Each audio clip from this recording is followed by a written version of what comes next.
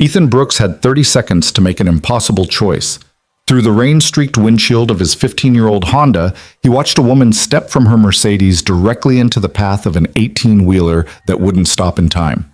His daughter's future hung on the interview waiting across this bridge. The job that would end the evictions, the hunger, the shame of failing her. But between him and that future stood a stranger about to die. His hand hit the door handle. Some choices don't wait for permission. If you're watching from your city tonight, drop a comment below and let me know where this story is reaching. Hit that like button and stay until the end, because what happens next will change everything you think you know about sacrifice and second chances. The bridge had been stopped for 7 minutes. Ethan Brooks checked his phone for the 14th time, watching the interview appointment slip further into the past with each passing second. 10:47 a.m. He was supposed to be walking into Hale Industries' executive offices right now, freshly pressed resume in hand, ready to deliver the performance of his life. Instead, he sat trapped in gridlock on the Morrison Bridge, rain hammering against metal and glass, his entire future dissolving in the downpour. "Come on," he muttered, leaning forward as if those few inches might reveal what had paralyzed 3 lanes of traffic. "Come on, come on, come on!" His phone buzzed. Maya's school. He declined the call. Whatever it was, it would have to wait. Everything had to wait for this interview. 6 months of applications, countless rejections, and finally, impossibly, Hale Industries had called him back. Operations manager, $85,000 a year. Benefits, stability, everything he and Maya desperately needed. The wipers scraped across the windshield in rhythmic desperation, and through the cleared arc of glass, Ethan caught movement ahead. Someone was getting out of their car. A woman in a gray business suit, stepping from a black Mercedes that probably cost more than he'd earned in the past 3 years combined. She stood beside her open door, phone pressed to her ear, gesturing with her free hand in obvious frustration. Ethan understood the feeling. He glanced at his dashboard clock. 10:48. The interview letter had specifically stated that tardiness would not be tolerated, that Hale Industries valued punctuality as a reflection of character. He'd set 3 alarms, laid out his only suit the night before, skipped breakfast to leave early. He'd done everything right, and the universe had responded with a traffic jam that might as well have been a brick wall. His phone buzzed again. Maya's school, persistent. He sent it to voicemail and immediately felt the familiar twist of guilt. Single parents weren't supposed to ignore calls from their child's school, but single parents also weren't supposed to miss interviews that could change everything. The woman ahead was still on her phone, pacing now beside her Mercedes. Even from this distance, Ethan could read the tension in her shoulders, the sharp movements that spoke of someone accustomed to problems that solved themselves when she demanded it. She probably had an assistant to call when traffic made her late, probably had a dozen job offers waiting, probably didn't know what it felt like to count pennies for school lunch money or explain to a 9-year-old why they were moving again. Thunder rolled overhead, and the rain intensified. Through the deluge, Ethan saw the traffic ahead begin to shift, not moving forward, just adjusting, compressing, as people tried to navigate around whatever obstacle had created this nightmare. Hope flickered. Maybe if the jam broke in the next few minutes, he could still make it. He could call from the parking garage, explain about the bridge, beg for just 5 minutes of their time. The truck appeared without warning. Later, Ethan would replay this moment countless times, trying to understand how he'd known. Maybe it was the sound, that diesel roar building too fast behind the white noise of rain. Maybe it was the way the other drivers suddenly went still, that animal awareness of danger that predates language. Or maybe it was simpler than that. Maybe he'd just looked up at exactly the wrong moment and seen what was about to happen with the clarity of inevitability. The 18-wheeler had been in the right lane, boxed in by gridlock like everyone else. But its driver had decided to use the shoulder to bypass the jam, building speed on that narrow strip of pavement meant for emergencies. 40 miles per hour. 50. The massive vehicle fishtailed slightly as it hit standing water, but the driver didn't slow. Couldn't slow, Ethan realized. The truck was too heavy, moving too fast, and the rain had turned the shoulder into something between pavement and ice. And directly in its path, still standing beside her open car door, phone pressed to her ear and eyes on the traffic ahead, stood the woman in the gray suit. Ethan's hand hit the door handle before conscious thought caught up. No, he heard himself say, but his body was already moving, already committed to something his mind hadn't finished processing. No, no, no! He threw the door open and ran. The distance couldn't have been more than 50 feet, but it stretched like miles. Rain hit his face, immediately soaking through his interview suit, the one he'd bought on credit 2 weeks ago. The one that had felt like armor this morning and now clung to him like a drowning man's last breath. His dress shoes, purchased at Goodwill and shined to a hopeful gleam, slipped on the wet pavement. He caught himself, kept running, aware of nothing but the woman ahead and the truck bearing down with the inevitability of mathematics. She still hadn't seen it. Still had her back turned, phone to her ear, probably arguing with someone about this delay, about time that belonged to her and was being stolen by lesser mortals who couldn't keep traffic moving. Ethan wanted to scream at her, wanted to ask what kind of person stood in the middle of a bridge shoulder without watching for no time. The truck was 30 feet away, 20. Its horn blared, a sound like the end of the world, and finally, the woman turned. Ethan saw her face in that moment, saw the realization hit, saw her body begin the too slow process of trying to move while knowing it wouldn't be enough. He hit her like a linebacker, arms wrapping around her waist, momentum carrying them both away from the Mercedes and into the lane of stopped traffic. They went down hard, Ethan twisting at the last second to take the impact on his shoulder. Pain exploded through his body as they hit the pavement, skidding several feet in the rain-slick street. The truck roared past where she'd been standing, so close Ethan felt the displaced air slap against his back. Metal shrieked as it clipped the Mercedes' open door, tearing it from its hinges and sending it spinning across 3 lanes like a playing card tossed by a giant's hand. The door hit someone's Camry with a sound like a bomb going off, and the truck kept going, fishtailing wildly now, its driver fighting for control. Then, somehow, silence. Not real silence. Car alarms were screaming, people were shouting, the truck's engine still growled in the distance. But the silence of stopped time, of a moment stretched so thin it became transparent. Ethan lay on the wet pavement, the woman partially beneath him, both of them breathing in ragged gasps that had nothing to do with exertion and everything to do with the sudden, violent understanding that they were alive. "Are you—" he started, but couldn't finish. His shoulder felt wrong, a wrongness that went deeper than pain. "Are you hurt?" The woman pushed herself up on her elbows, and Ethan rolled aside to give her space. She stared at him with wide eyes, green eyes, he noticed randomly, green like bottle glass held up to sunlight. Her dark hair had come loose from whatever professional arrangement it had been in, and rain plastered it to her face. She opened her mouth, closed it, opened it again. "You," she managed. "That truck." "Yeah." Ethan sat up slowly, testing his body for damage. His shoulder screamed protest. His ribs didn't feel much better. When he touched his face, his hand came away red. "Yeah, that was close." People were getting out of their cars now, converging on them with that peculiar mix of concern and curiosity that accidents inspire. Someone was already on their phone, probably calling 911. Someone else had their camera out, because of course they did. Ethan had a dizzy thought about going viral, about Maya seeing her father tackle a stranger on the bridge, and almost laughed. "Don't move," a man in a construction vest said, kneeling beside them. "Ambulance is coming." "Jesus, that was... I saw the whole thing, man. You didn't even hesitate." Ethan looked down at his suit. The left shoulder was shredded, dark with blood and rain. His pants had torn at the knee, and through the gap he could see an ugly abrasion forming. The shoes were ruined, both of them, the Goodwill leather scuffed beyond any polish's ability to hide. His phone buzzed in his pocket. Somehow it had survived the impact. He pulled it out with a hand that shook slightly and saw the notification, one missed call from Hale Industries. Then, as he watched, a voicemail indicator appeared. 10:52 a.m. He'd missed it.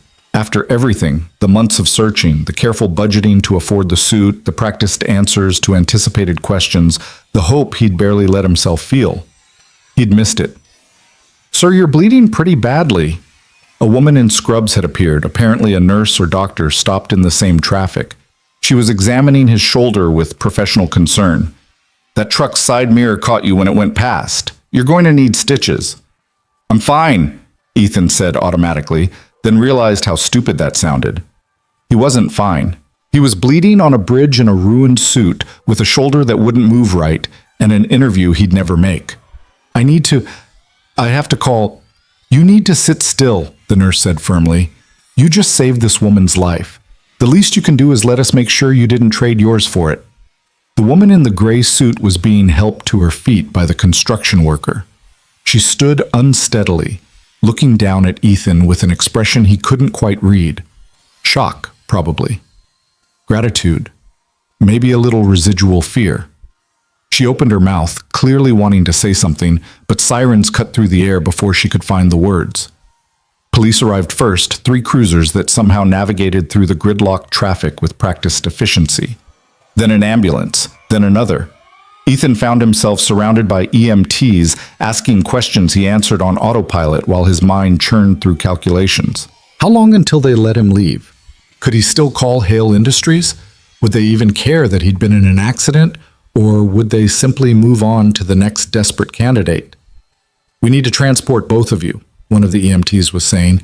"Get you checked out properly. That shoulder needs immediate attention. And ma'am, we should run a full assessment." "No," the woman said. Her voice was stronger now, carrying an edge of authority that made the EMT pause. "I'm fine. I wasn't injured. He took the impact."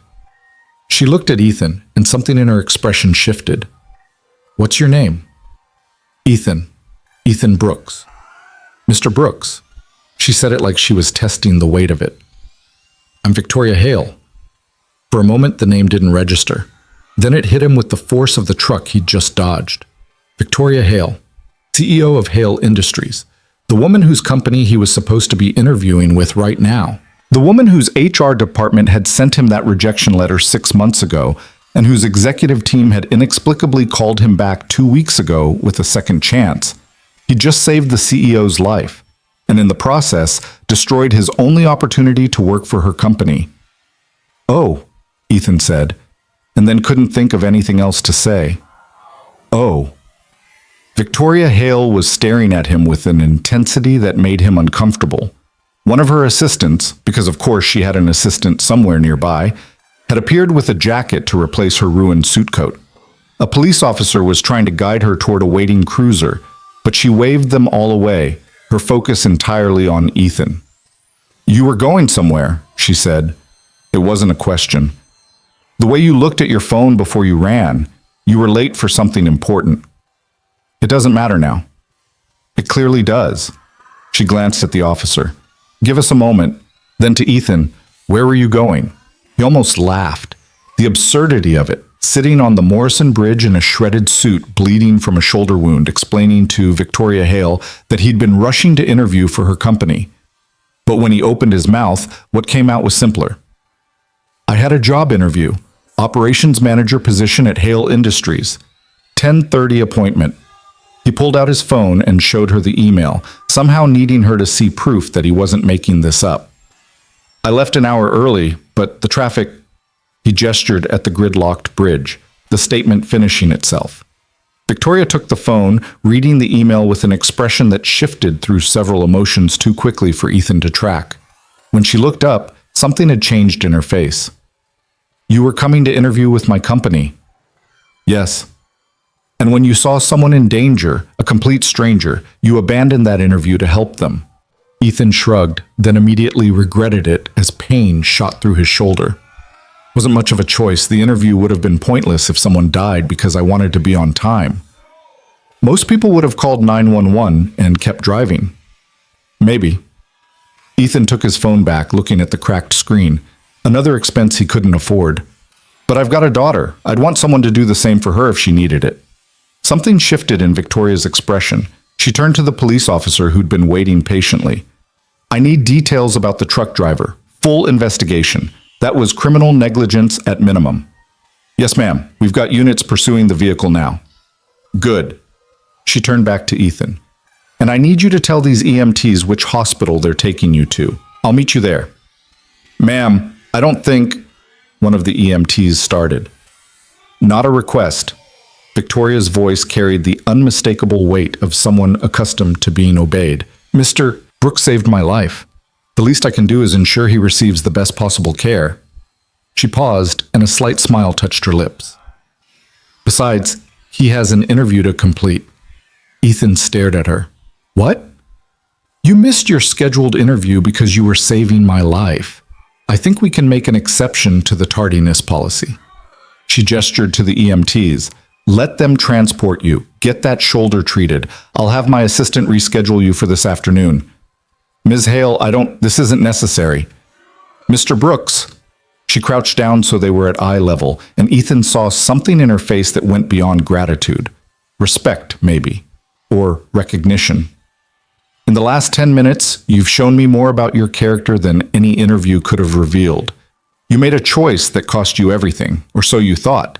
You prioritized a stranger's life over your own future without hesitation. That's not something I see every day. She stood. So yes, this is absolutely necessary. I want to know more about the man who runs into traffic instead of away from it. The EMTs were preparing a stretcher. Ethan let them help him onto it, his mind still trying to process what was happening. This morning, he'd been another desperate applicant. Now he was being loaded into an ambulance while the CEO of Hale Industries promised him an interview anyway. As they lifted the stretcher, he caught a glimpse of his Honda still sitting in traffic, door hanging open, hazard lights flashing. Everything he owned that mattered. Maya's school enrollment papers, the folder of his professional certificates, the printed directions to Hale Industries was in that car. My car, he said. I'll have someone deal with it, Victoria said. She was walking alongside the stretcher, her assistant scrambling to keep up while talking rapid fire into a phone. Focus on getting patched up. We'll handle the rest. The ambulance doors closed, and through the small window, Ethan watched the bridge scene recede. Police were redirecting traffic. Tow trucks were arriving for the Mercedes and the vehicles that had been damaged by the flying door. The truck was probably miles away by now, its driver either unaware of what had almost happened or choosing to run rather than face consequences. The EMT examining his shoulder was saying something about tissue damage and possible ligament tears. Ethan heard the words but couldn't quite make them feel real. None of this felt real. Less than 15 minutes ago, his biggest fear had been missing an interview. Now that same interview was somehow still happening. His body was a map of fresh injuries, and Victoria Hale was personally ensuring he received care. His phone buzzed. Maya's school, third call. He answered it this time. Mr. Brooks? The voice was familiar. Mrs. Patterson, the school secretary. We've been trying to reach you. Maya got into an incident during recess. She's fine, but we need you to come pick her up. What kind of incident? Some other students were teasing her and she pushed one of them. We have a strict no violence policy and I understand. Ethan closed his eyes, feeling the weight of too many problems trying to solve themselves simultaneously. I'm actually in an ambulance right now. There was an accident on the bridge. Can she stay in the office until I can arrange pickup? Silence on the other end then. An ambulance? Mr. Brooks, are you all right? I will be. Just need some stitches, but I can't get there for at least an hour, maybe 2. Is there any way? Of course. Maya can stay with me. Should I call someone else? Family? There isn't anyone else. The words came out harder than he intended. It's just me and her. I'll get there as soon as the hospital releases me. He ended the call and stared at the ambulance ceiling. Perfect. Just perfect. His daughter was in trouble at school. He was bleeding in an ambulance. His car was abandoned on a bridge. And his interview, his impossible, surreal, second chance interview, was apparently still happening. The EMT was asking about his medical history. Ethan answered mechanically. No major illnesses, no chronic conditions, no regular medications, no insurance. No insurance? The EMT paused. Sir, this hospital visit is going to be expensive. Emergency transport, stitches, possibly imaging for that shoulder. I'll figure it out. Ethan had been figuring it out for 3 years now, ever since Maya's mother had decided that being a parent was too complicated and left them both behind. He'd figured out childcare and school lunches and rent and utilities and groceries and birthday presents and everything else that came with raising a child alone. He'd figure out one more bill. They arrived at Providence Memorial 15 minutes later. The hospital was familiar. Ethan had brought Maya here twice for emergencies, once for a broken wrist and once for a severe asthma attack. Both times, the bills had taken months to pay down. This time would probably be worse. But as they wheeled him through the emergency room entrance, someone was already waiting. A woman in a crisp business suit, tablet in hand, approached with purposeful efficiency. "Mr. Brooks, I'm Jennifer Chen, Ms. Hale's executive assistant. She's asked me to ensure you receive the best possible care." Jennifer handed something to the registration nurse. "All expenses are covered by Hale Industries, whatever he needs." The nurse looked at the card Jennifer had provided, then at Ethan with new interest. "Right away, Ms. Chen. We'll get him into a treatment room immediately." "Wait." Ethan tried to sit up on the gurney. "I can't let your company pay for this. It's too much." Jennifer smiled. It was a professional smile, polite but firm. "Ms. Hale was quite clear about this, Mr. Brooks. You saved her life. This is the absolute minimum we can do in return. Please don't argue. You'll lose." She wasn't wrong. Within minutes, Ethan found himself in a private treatment room with a doctor examining his shoulder and a nurse cleaning the various cuts and abrasions that covered his face and arms. The doctor ordered x-rays, then an MRI to rule out ligament damage. Everything moved with swift efficiency that came from knowing someone important was paying attention. 45 minutes later, Ethan had 12 stitches in his shoulder, another 8 across his forehead, and a diagnosis of severe bruising but no permanent damage. The doctor prescribed pain medication and rest, both of which seemed laughable. Rest wasn't an option when you had a 9-year-old who needed picking up from school and bills that wouldn't pay themselves. He was trying to figure out how to get to Maya when Jennifer reappeared. "Ms. Hale is waiting in a conference room upstairs," she said. "If you're feeling up to it, she'd like to conduct your interview now." Ethan looked down at himself. His suit was destroyed, his face was bandaged, and he probably looked like he'd lost a fight with a concrete mixer. "I'm not exactly interview ready. Ms. Hale is aware of your condition. She'd still like to speak with you." Jennifer paused. "And she's also arranged for a driver to pick up your daughter from school and bring her here. Maya, correct? 9 years old?" "How did she—" Ethan stopped. Of course, Victoria Hale knew about Maya. She'd probably had someone pull his entire background while he was being stitched up. "Did Maya's school agree to that?" "Ms. Hale spoke with the principal personally. Your daughter will be here within the hour." Jennifer gestured toward the door. "Shall we?" Ethan followed her through the hospital corridors, his mind struggling to keep up with how quickly everything had changed. This morning he'd been invisible, another struggling single parent, another resume in a stack, another person the world looked past. Now he was being escorted through a hospital by an executive assistant while the CEO of a major corporation waited to interview him. The conference room was small but private, with a window overlooking the hospital's courtyard. Victoria Hale sat at the table, still in her rain-damp business suit, a laptop open in front of her. She looked up as Ethan entered, and that same assessing look from the bridge crossed her face. "Mr. Brooks, please sit." She gestured to the chair across from her. "Jennifer, can you give us some privacy?" Jennifer nodded and slipped out, closing the door behind her. For a long moment, Victoria just looked at him. Ethan resisted the urge to fidget, to explain, to fill the silence with words that would only make him sound more desperate. Let her look. Let her see what she'd see. "Tell me about your daughter," Victoria said finally. Of all the questions Ethan had prepared for, this wasn't one of them. "Maya? She's 9. Smart, funny, stubborn as hell." He smiled despite himself. "Looks just like her mother, but has my terrible sense of humor." "And her mother?" "Gone. Left when Maya was 6. Decided parenting wasn't what she'd signed up for." Ethan kept his voice neutral. He'd learned not to let the bitterness show. "Been just the two of us since then." "That must be difficult." "It's life." Ethan shrugged, then winced as his shoulder protested. "You do what needs doing." Victoria nodded slowly. "Your resume indicates you have a degree in operations management from Portland State. Top of your class." Letters of recommendation from 3 previous supervisors, all glowing. 5 years of progressively responsible positions at Cascade Manufacturing before they closed their Portland facility. Yet you've been unemployed for 6 months. Why?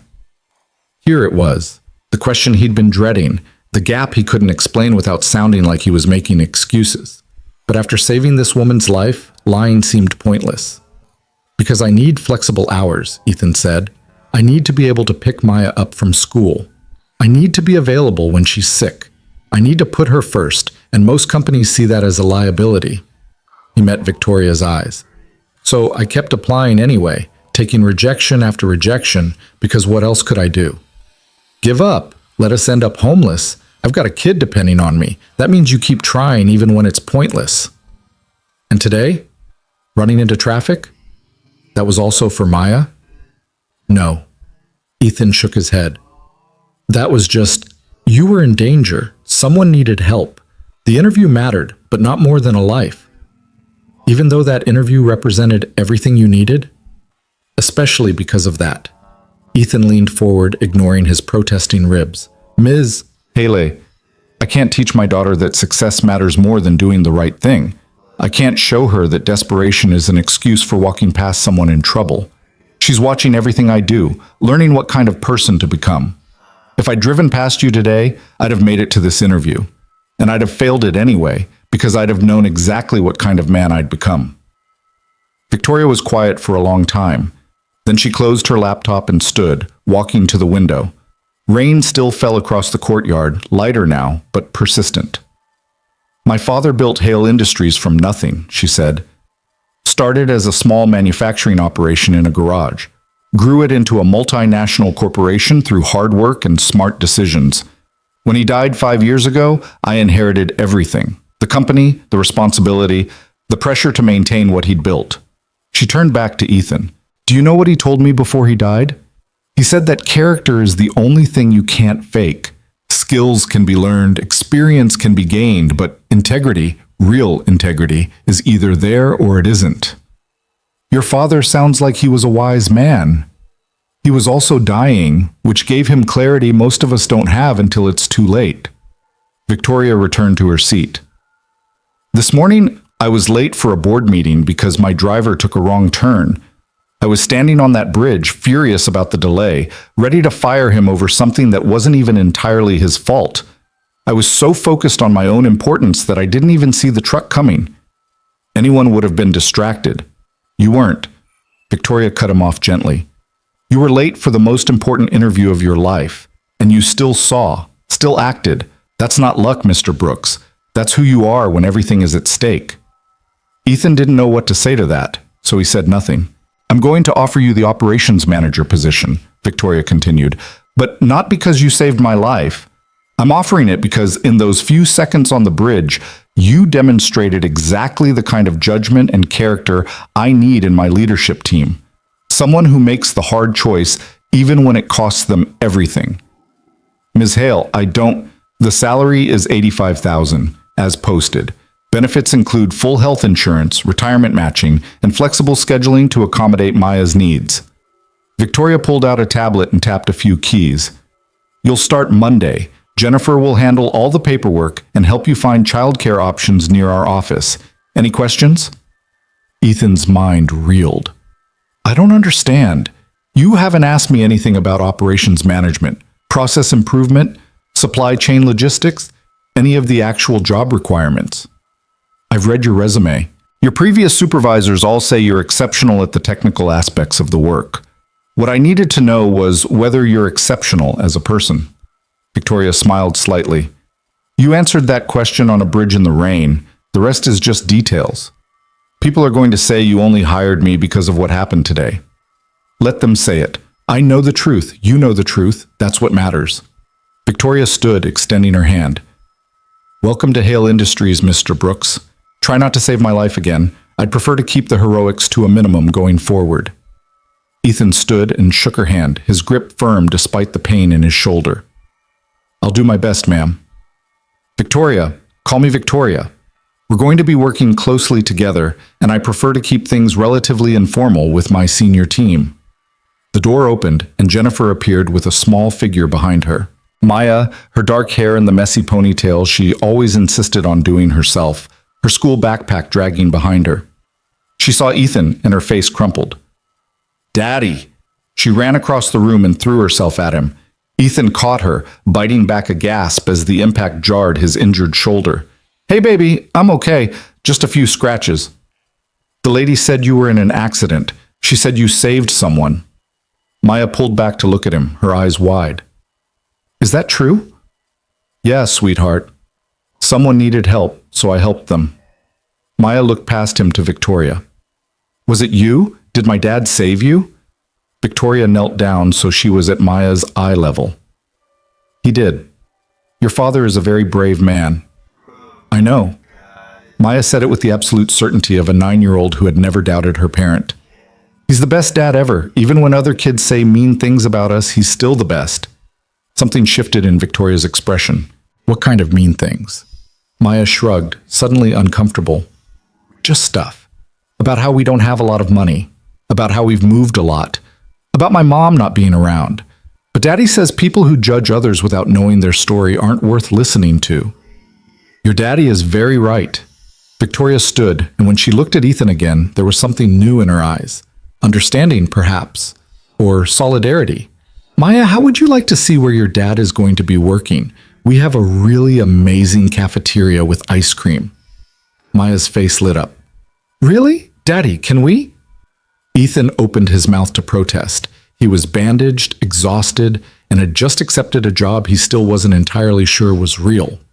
But Victoria was already heading for the door, and Maya was tugging at his hand with that unstoppable enthusiasm children deploy when ice cream is mentioned. "Come on," Victoria said. "Let me show you both what you've just become a part of." They left the hospital in Victoria's car, a different Mercedes, this one provided by her security team after the bridge incident. The driver was professional and silent, navigating through afternoon traffic with practiced efficiency. Maya pressed her nose to the window, pointing out landmarks she recognized, her earlier troubles at school apparently forgotten. Hale Industries' headquarters was a gleaming structure of glass and steel in Portland's downtown district. As they pulled into the underground garage, Ethan felt that familiar twist of inadequacy.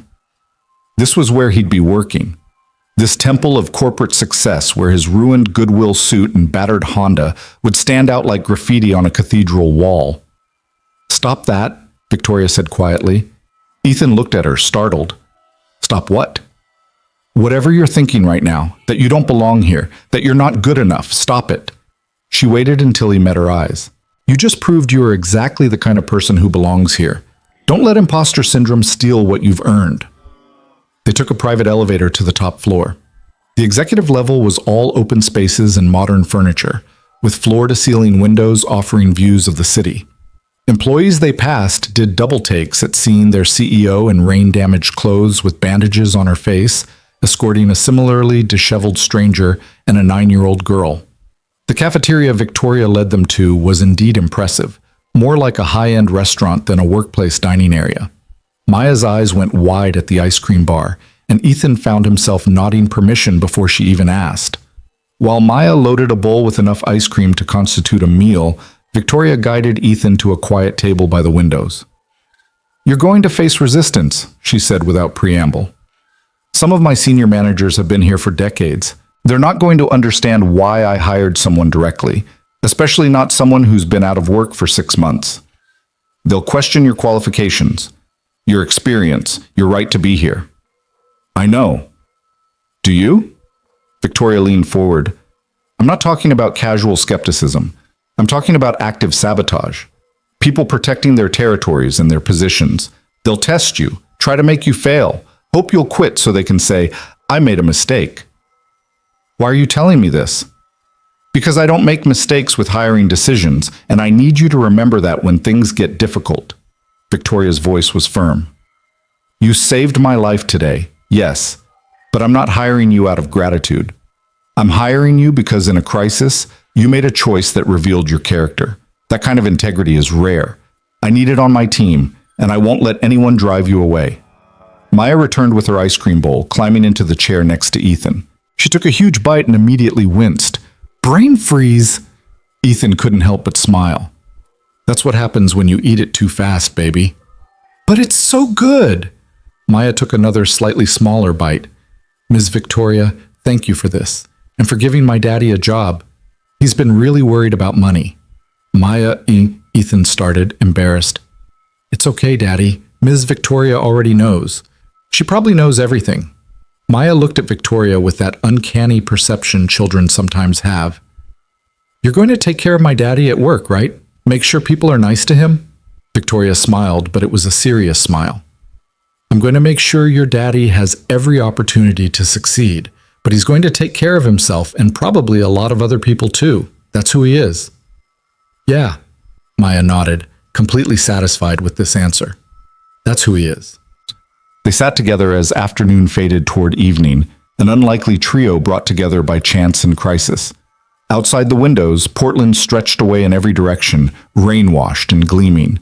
Somewhere out there was Ethan's abandoned Honda. Somewhere was the apartment they'd probably have to leave soon. Somewhere was the future he'd thought was lost this morning on the bridge. But here, in this moment, Ethan felt something he hadn't felt in a very long time. Possibility. Not certainty. He wasn't naive enough to think this job would solve everything, but possibility was enough. Possibility was what you built from when everything else was gone. His phone buzzed. A text from Jennifer. All paperwork ready for Monday. You're officially in the system. Welcome to Hale Industries. Ethan looked at Maya, happily working through her mountain of ice cream. He looked at Victoria, already back on her phone but still present, still here. He looked at his bandaged hands and thought about the choice he'd made on the bridge. Some choices cost everything. And sometimes, if you're lucky, they give you back more than you ever knew to ask for. The storm was ending. Through the cafeteria windows, Ethan could see patches of blue breaking through the clouds. It felt like an omen, though he didn't believe in omens. He believed in showing up, in doing the work, in protecting the people who mattered, and helping the ones who needed it. Everything else was just details. Daddy? Maya's voice pulled him back. What are you thinking about? Ethan smiled and ruffled her hair. Just thinking that maybe we're going to be okay, baby. Maybe we're finally going to be okay. Maya grinned, her mouth ringed with chocolate ice cream. I already knew that. You're my dad. We're always okay. Out of the mouths of children, Ethan thought. Out of the mouths of children. Monday morning arrived with the kind of nervous energy that made Ethan's coffee taste like metal. He stood in front of the bathroom mirror at 5:30 a.m., adjusting a tie he'd borrowed from the Goodwill store manager, a kindness extended after Ethan had explained his situation. The suit was new, purchased with an advance Victoria's assistant had quietly arranged, but it still felt like costume armor over skin that didn't quite fit the role yet. You look handsome, Daddy. Maya appeared in the doorway, still in her pajamas, clutching the stuffed elephant she'd had since she was 3. You're supposed to be sleeping, baby. I wanted to see you before your first day. She patted across the cold bathroom tile and wrapped her arms around his waist. Are you scared? Ethan knelt down so they were eye level, recognizing the question for what it really was. Maya asking if she should be scared. A little nervous, maybe, but that's normal when you start something new. It means you care about doing it right. Will the people there be nice to you? He thought about Victoria's warning about the resistance she'd promised was coming. Some will be. Some might not be at first. But that's okay. We can't control how other people act, only how we respond. Maya considered this with the seriousness she brought to important matters. Like when Brittany made fun of my shoes at school? Exactly like that. You held your head up and didn't let her make you feel small. Ethan smoothed her hair back. That's what I'm going to do too. But you pushed her when she wouldn't stop. Maya's voice was quiet. That's why I got in trouble. I know, sweetheart. And we talked about that. Using our hands isn't the answer, even when we're frustrated. But standing up for yourself, that's always right. You just have to find better ways to do it. With words? With words, with walking away, with telling a teacher. Ethan kissed her forehead. The hard part is staying calm when someone's trying to make you angry. That takes more strength than pushing back. Maya nodded slowly, processing. Will you stay calm today? even if people are mean. I'll do my best. He stood, checking his reflection one more time. The stitches on his forehead were still visible, dark threads against healing skin. His shoulder ached despite the pain medication. He looked like exactly what he was, someone who'd been through something and was still standing. Now go back to bed. Mrs. Chen is going to pick you up for school at 7:30. I like Mrs. Chen. She let me have 2 cookies yesterday. Don't get used to it. 1 cookie is the rule. Maya giggled and scampered back to her room. Ethan listened to her feet padding down the hallway, the sound of her door closing, and felt the weight of everything settle on his shoulders. This job wasn't just about him anymore. It was about proving to Maya that hard work mattered, that integrity led somewhere, that the world occasionally rewarded doing the right thing. He couldn't afford to fail. The drive to Hale Industries took 40 minutes in early morning traffic. Ethan's Honda made concerning noises that suggested expensive repairs in his near future, but he pushed the thought aside. One problem at a time. He'd learned that lesson well over the past 3 years. You couldn't fix everything at once, so you fixed what you could and accepted what you couldn't. The parking garage felt different in morning light, full of expensive cars that made his Honda look like it had wandered in from another decade. Ethan found a spot in the back corner, as far from the entrance as possible, and sat for a moment with his hands on the wheel. "You can do this," he said aloud. "You've done harder things. You've kept Maya fed and housed and happy. This is just a job." But it wasn't just a job, and he knew it. This was stability, security, the ability to stop choosing between groceries and rent.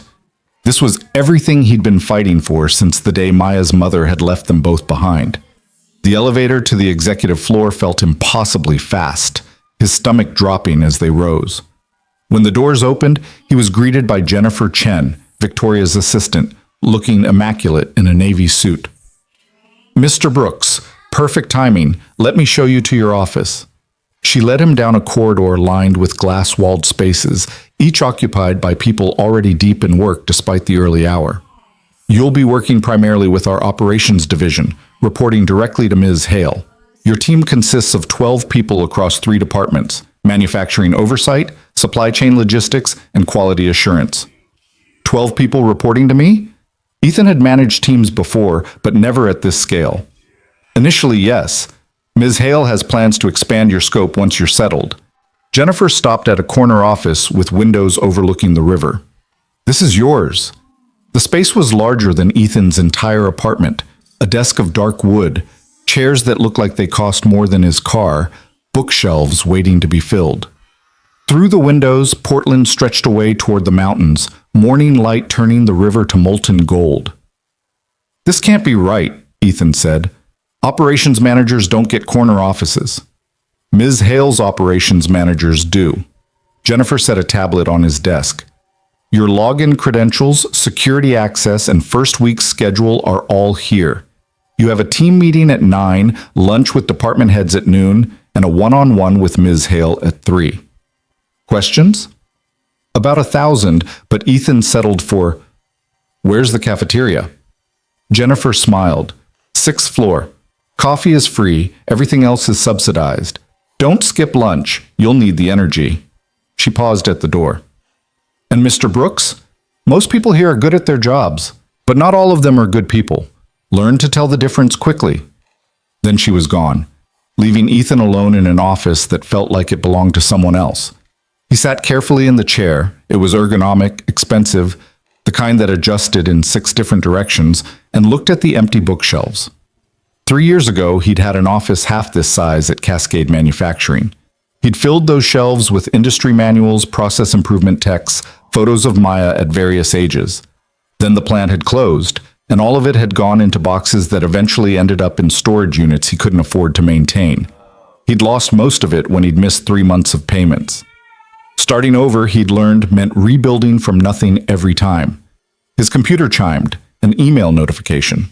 The sender was someone named Richard Fordham, Senior VP of Operations. The subject line read, "Welcome to the team." Ethan opened it, expecting a standard greeting. What he got was considerably less warm. "Brooks, heard you're the new operations manager. Interesting hire. Most people work their way up to positions like this over decades. You must have made quite an impression. Looking forward to seeing what you bring to the table. We have high standards here. Let's hope you can meet them. Richard Fordham, Senior VP of Operations. The message was polite on the surface, but carried an unmistakable edge. Ethan had encountered men like Richard before, corporate veterans who viewed every newcomer as a threat or an incompetent until proven otherwise. Sometimes both. Another email arrived, this one from someone named Patricia Chen, no relation to Jennifer apparently, inviting him to the 9 a.m. team meeting. Then another from Marcus Webb in Quality Assurance, asking if they could schedule time to discuss operational protocols. Then 3 more, each with that same careful politeness that masked judgment. By 8:30, Ethan had received 14 emails, and maybe 5 of them felt genuinely welcoming. He spent the next 20 minutes reviewing the tablet Jennifer had left, memorizing names and titles, trying to understand the organizational structure he'd just been dropped into. Hale Industries was vast, manufacturing facilities in 6 states, distribution networks spanning the country, thousands of employees depending on decisions made in this building. And now he was part of the machinery that kept it all moving. At 8:55, Ethan made his way to Conference Room B, following the directions on his tablet. The room was already half full with people who stopped talking the moment he entered. 12 faces turned toward him with expressions ranging from curious to openly hostile. "You must be Brooks." A man in his 50s with silver hair and an expensive suit stood up. "Richard Fordham. We spoke via email." "Mr. Fordham." Ethan shook his hand, noting the grip that was just slightly too firm, the eye contact that lasted just slightly too long. Territory marking, pure and simple. "Call me Richard. We're pretty informal here, despite appearances." Richard gestured to the empty seat at the head of the table. "That's your spot. Ms. Hale likes her managers to run their own meetings." Ethan sat, feeling the weight of every gaze in the room. "I appreciate everyone taking the time this morning. I know you're all busy, and I'm the new variable in your routines." That's one way to put it. This from a woman in her 40s with sharp eyes and a sharper suit. She didn't introduce herself, but her nameplate read Patricia Chen. "We're curious about your background, Mr. Brooks. Your resume is impressive, but there's a significant gap. 6 months unemployment is unusual for someone at your level." "It is," Ethan agreed. "I was laid off when Cascade Manufacturing closed their Portland facility. Finding work that accommodated single-parent scheduling was challenging." "Single parent?" Another man, younger, with the kind of haircut that cost $200. Marcus Webb, if Ethan had his faces right. "That's going to be interesting in this role. Operations management isn't exactly 9 to 5. I'm aware. I've worked out arrangements for my daughter's care." "Arrangements fail." This from Richard, his tone conversational but his meaning clear. "What happens when your daughter gets sick, when school calls, when your arrangements fall through and you need to leave in the middle of a crisis?" The room had gone very quiet. This wasn't curiosity anymore. It was a test. They wanted to see how he'd react to pressure, whether he'd defend himself or fold. Ethan took a breath, thinking about what he'd told Maya that morning. Stay calm. Use words. Don't let them make you angry. "You're right," he said. "Arrangements do fail. Emergencies happen. But they happen to everyone. Single parents, married parents, people without kids who have sick relatives or personal crises." He met Richard's eyes. "What matters is how you handle it. Whether you communicate clearly, delegate effectively, and build systems that don't collapse when one person needs to step away. I've been managing crisis situations for 3 years while raising my daughter alone. If anything, that's made me better at contingency planning." "Contingency planning?" Patricia's voice was dry. "Is that what you call saving Ms. Hale's life? A contingency plan?" So they knew. Of course they knew. The story had probably spread through the building within hours of him being hired. "No," Ethan said carefully. "That was just doing what needed to be done in the moment. And getting rewarded with a job you didn't interview for." Marcus leaned back in his chair. "Must be nice, having a shortcut past the usual hiring process." "I did interview," Ethan said. "In a hospital conference room still bleeding from 12 stitches. It wasn't the traditional format, I'll grant you, but Miss Hale asked her questions and I gave my answers." "What did she ask?" Patricia's question came fast, like she was trying to catch him in a lie. She asked about my daughter, about why I'd been unemployed, about the choice I made on the bridge.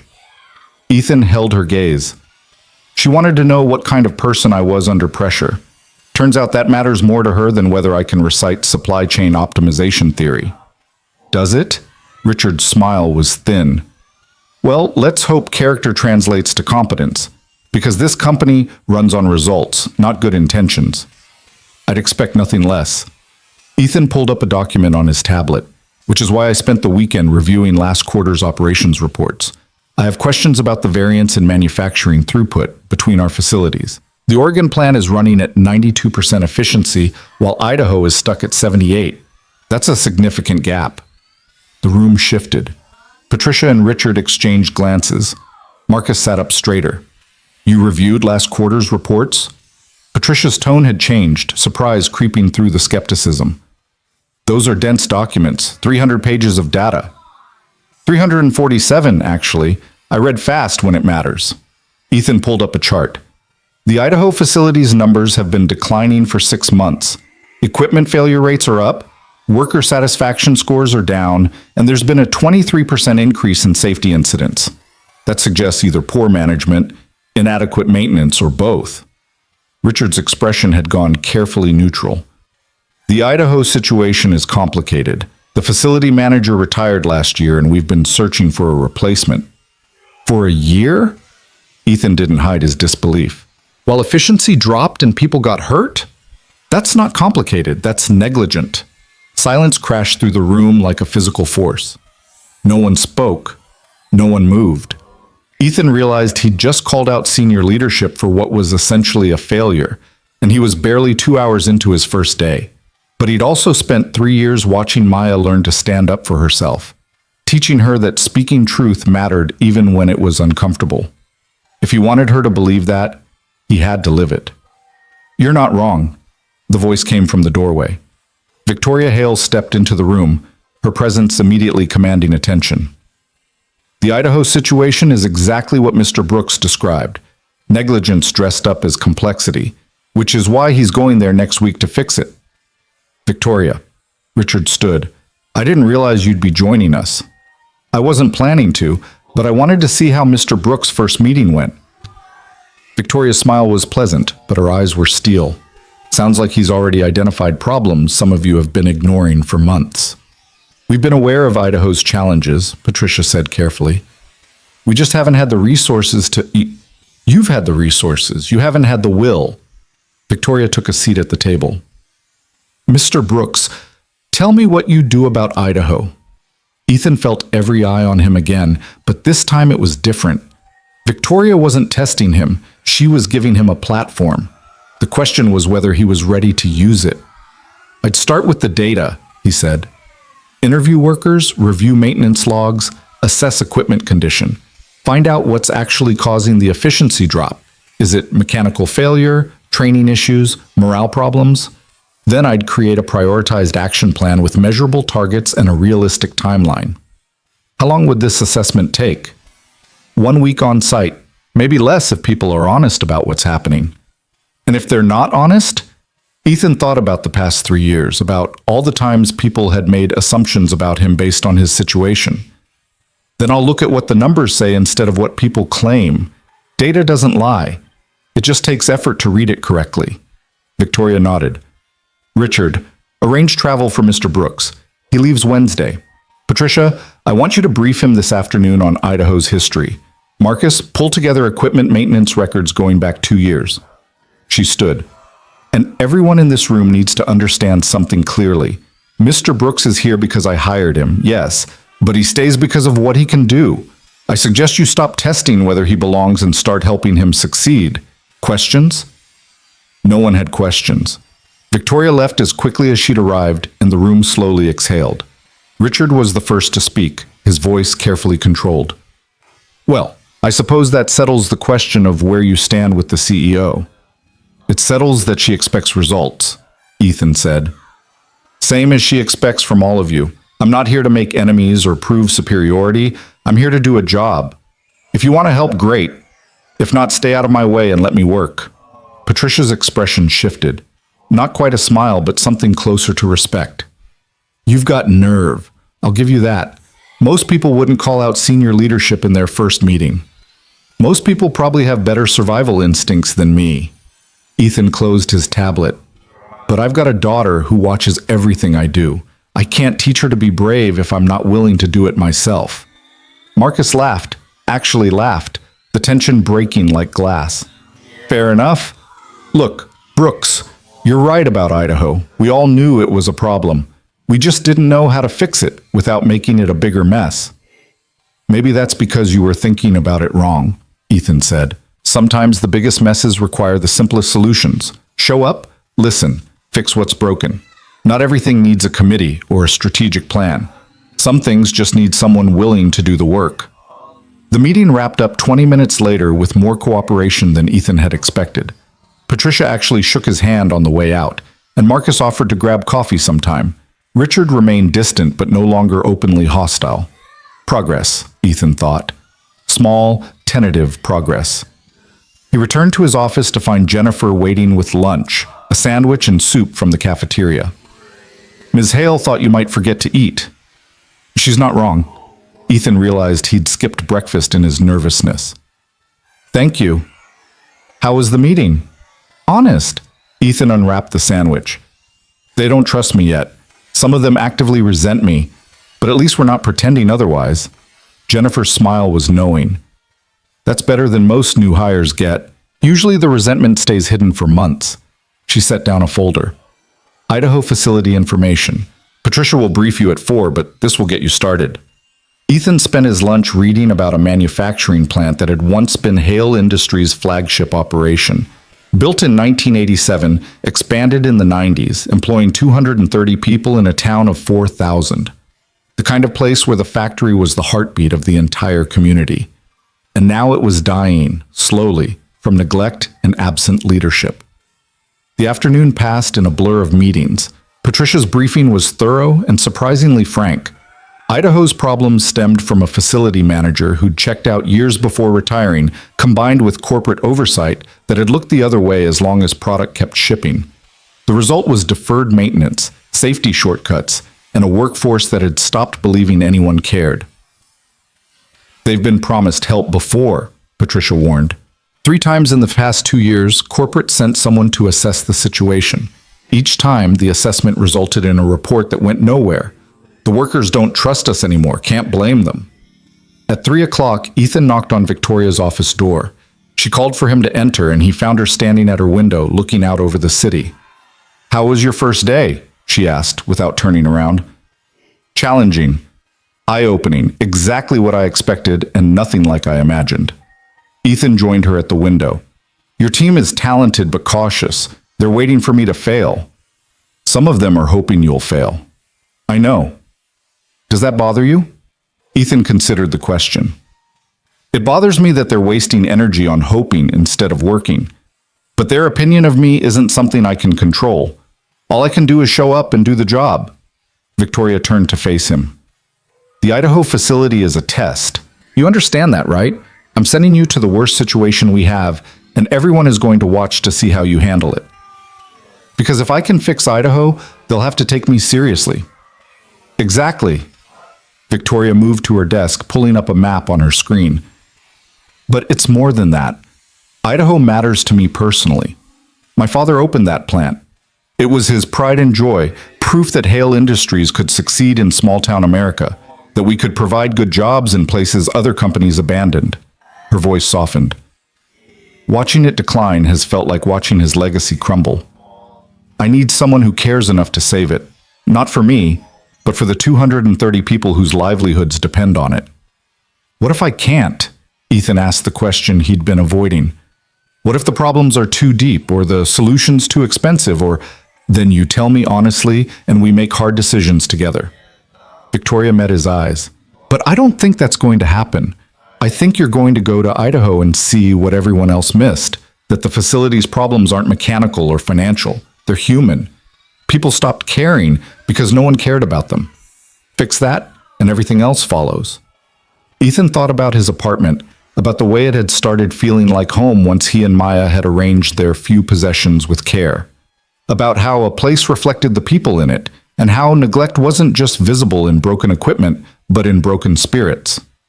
"I'll do my best," he said. "I know you will. That's why you're going."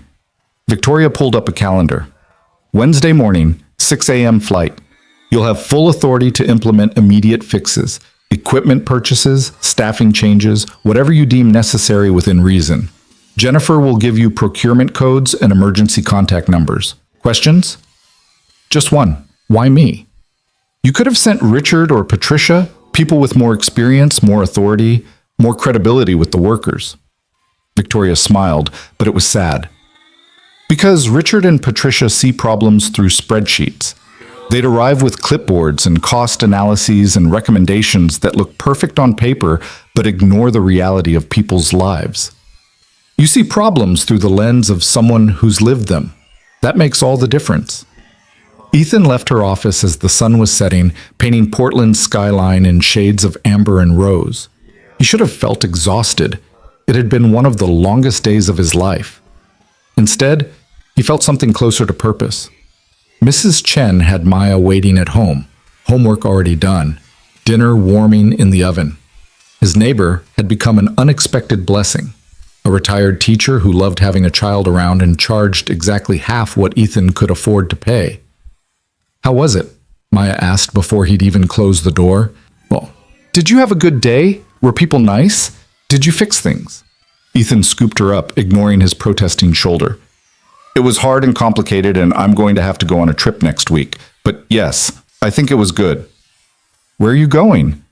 "Idaho, to help fix a factory that's having problems." Maya's face fell. "How long?" "Just a week. Mrs. Chen said she'd stay with you while I'm gone." He set her down, kneeling so they were eye level. "I know it's not ideal, baby. I know you'd rather I stayed home. But this is important work, and you're good at important work." Maya threw her arms around his neck. "I'll miss you, but I'm proud of you, Daddy. You're helping people. That's what you always do." Ethan held his daughter and felt the weight of responsibility settle deeper. She believed in him with absolute faith, the way only children can believe in their parents. He couldn't let her down. Couldn't let Victoria down. Couldn't let 230 workers in Idaho down. The pressure should have been crushing. Instead, it felt like clarity. That night, after Maya was asleep, Ethan sat at their tiny kitchen table with his laptop and the Idaho facility reports. He read until his eyes burned, making notes, identifying patterns, building a mental map of everything that had gone wrong and everything that needed fixing. At midnight, his phone buzzed. A text from Victoria. "Stop working. You need rest." Ethan smiled and texted back. "How did you know I was still up?" "Because I'm still up too. And because I recognize the obsessive dedication of someone who knows people are counting on them. Trust me, Idaho's problems took years to develop. They won't be solved by you losing sleep the night before you even go. Rest. You'll need your energy." He closed the laptop and looked around their small apartment. The furniture was secondhand, the walls were dingy, and the carpet had stains that wouldn't come out no matter how hard he scrubbed. But it was theirs. It was home. And if he succeeded at Idaho, maybe, just maybe, they could afford something better, something stable, something that didn't require choosing between heat and groceries. Ethan thought about the bridge, about the choice he'd made in rain and traffic, how it had felt like losing everything but had instead opened doors he never knew existed, how sometimes the right decision looked like destruction until enough time passed to see what it had actually built. Wednesday morning would come fast. Idaho waited. 230 people who'd stopped believing anyone cared about them needed someone to prove them wrong. He could do this. He had to do this. Because Maya was watching and Victoria was trusting him, and somewhere in Idaho people were going to work in a failing factory wondering if anyone was coming to help. The answer was yes. Someone was coming. Someone who knew what it felt like to be overlooked and counted out. Someone who understood that the hardest problems weren't solved with spreadsheets and strategies, but with showing up and caring enough to do the difficult work. Ethan Brooks was coming to Idaho, and nothing was going to be the same after he arrived. The Idaho facility looked worse than the reports had suggested. Ethan stood in the parking lot at 7 a.m. on a Thursday morning, having driven from the airport through country roads that wound past farmland and scattered houses, and stared at what was supposed to be Hale Industries' flagship manufacturing plant. The building itself was solid, red brick and steel, built to last, but everything around it spoke of slow decay. Cracked pavement in the parking lot, weeds growing through the cracks, faded paint on the loading docks. A sign near the entrance that read, "Safety First," with 2 of the letters missing. This was what happened when people stopped caring, when corporate offices and gleaming towers decided that some problems were too distant to matter. Ethan grabbed his briefcase and walked toward the main entrance, his breath visible in the cold morning air. Inside, the reception area was clean but tired, furniture from the 90s, walls that needed fresh paint, a coffee maker that had seen better decades. A woman in her 50s sat behind the desk, looking up with the weary expression of someone who'd seen too many corporate visitors promise change that never came. "Help you?" she asked without enthusiasm. "Ethan Brooks. I'm here from the Portland office to meet with, you're the new guy Victoria sent." The woman's tone suggested she'd already categorized him alongside every other disappointing assessment team. "Tom Hendricks is expecting you. Through those doors, take the stairs down, follow the noise." "Thank you, Ms. Karen. Just Karen." She returned to her computer screen, dismissing him. Ethan found the stairs and descended into the heart of the facility.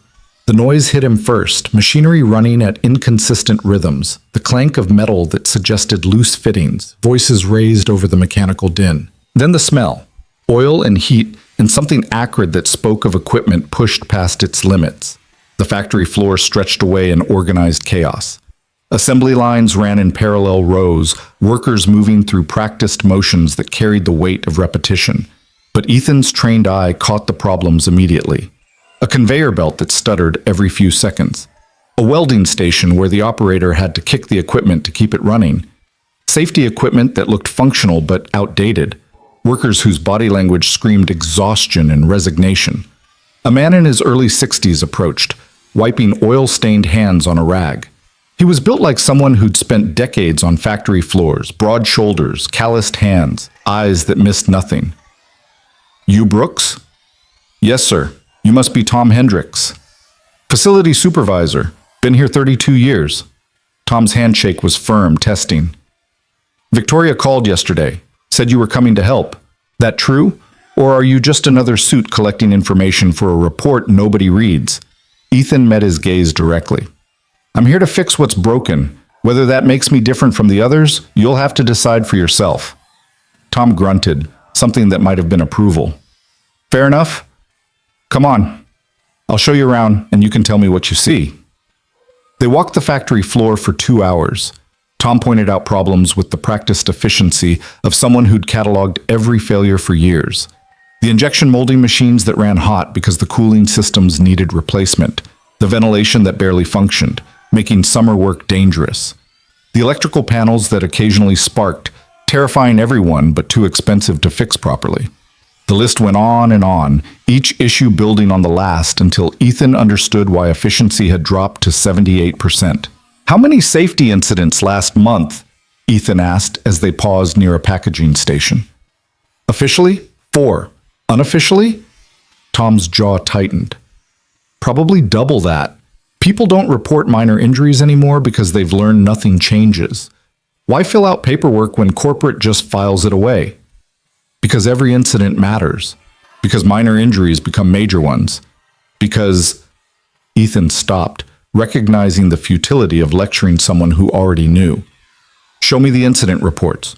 All of them. Official and unofficial." "Why? You planning to fire people for not reporting?" "I'm planning to understand what's actually happening so I can fix it."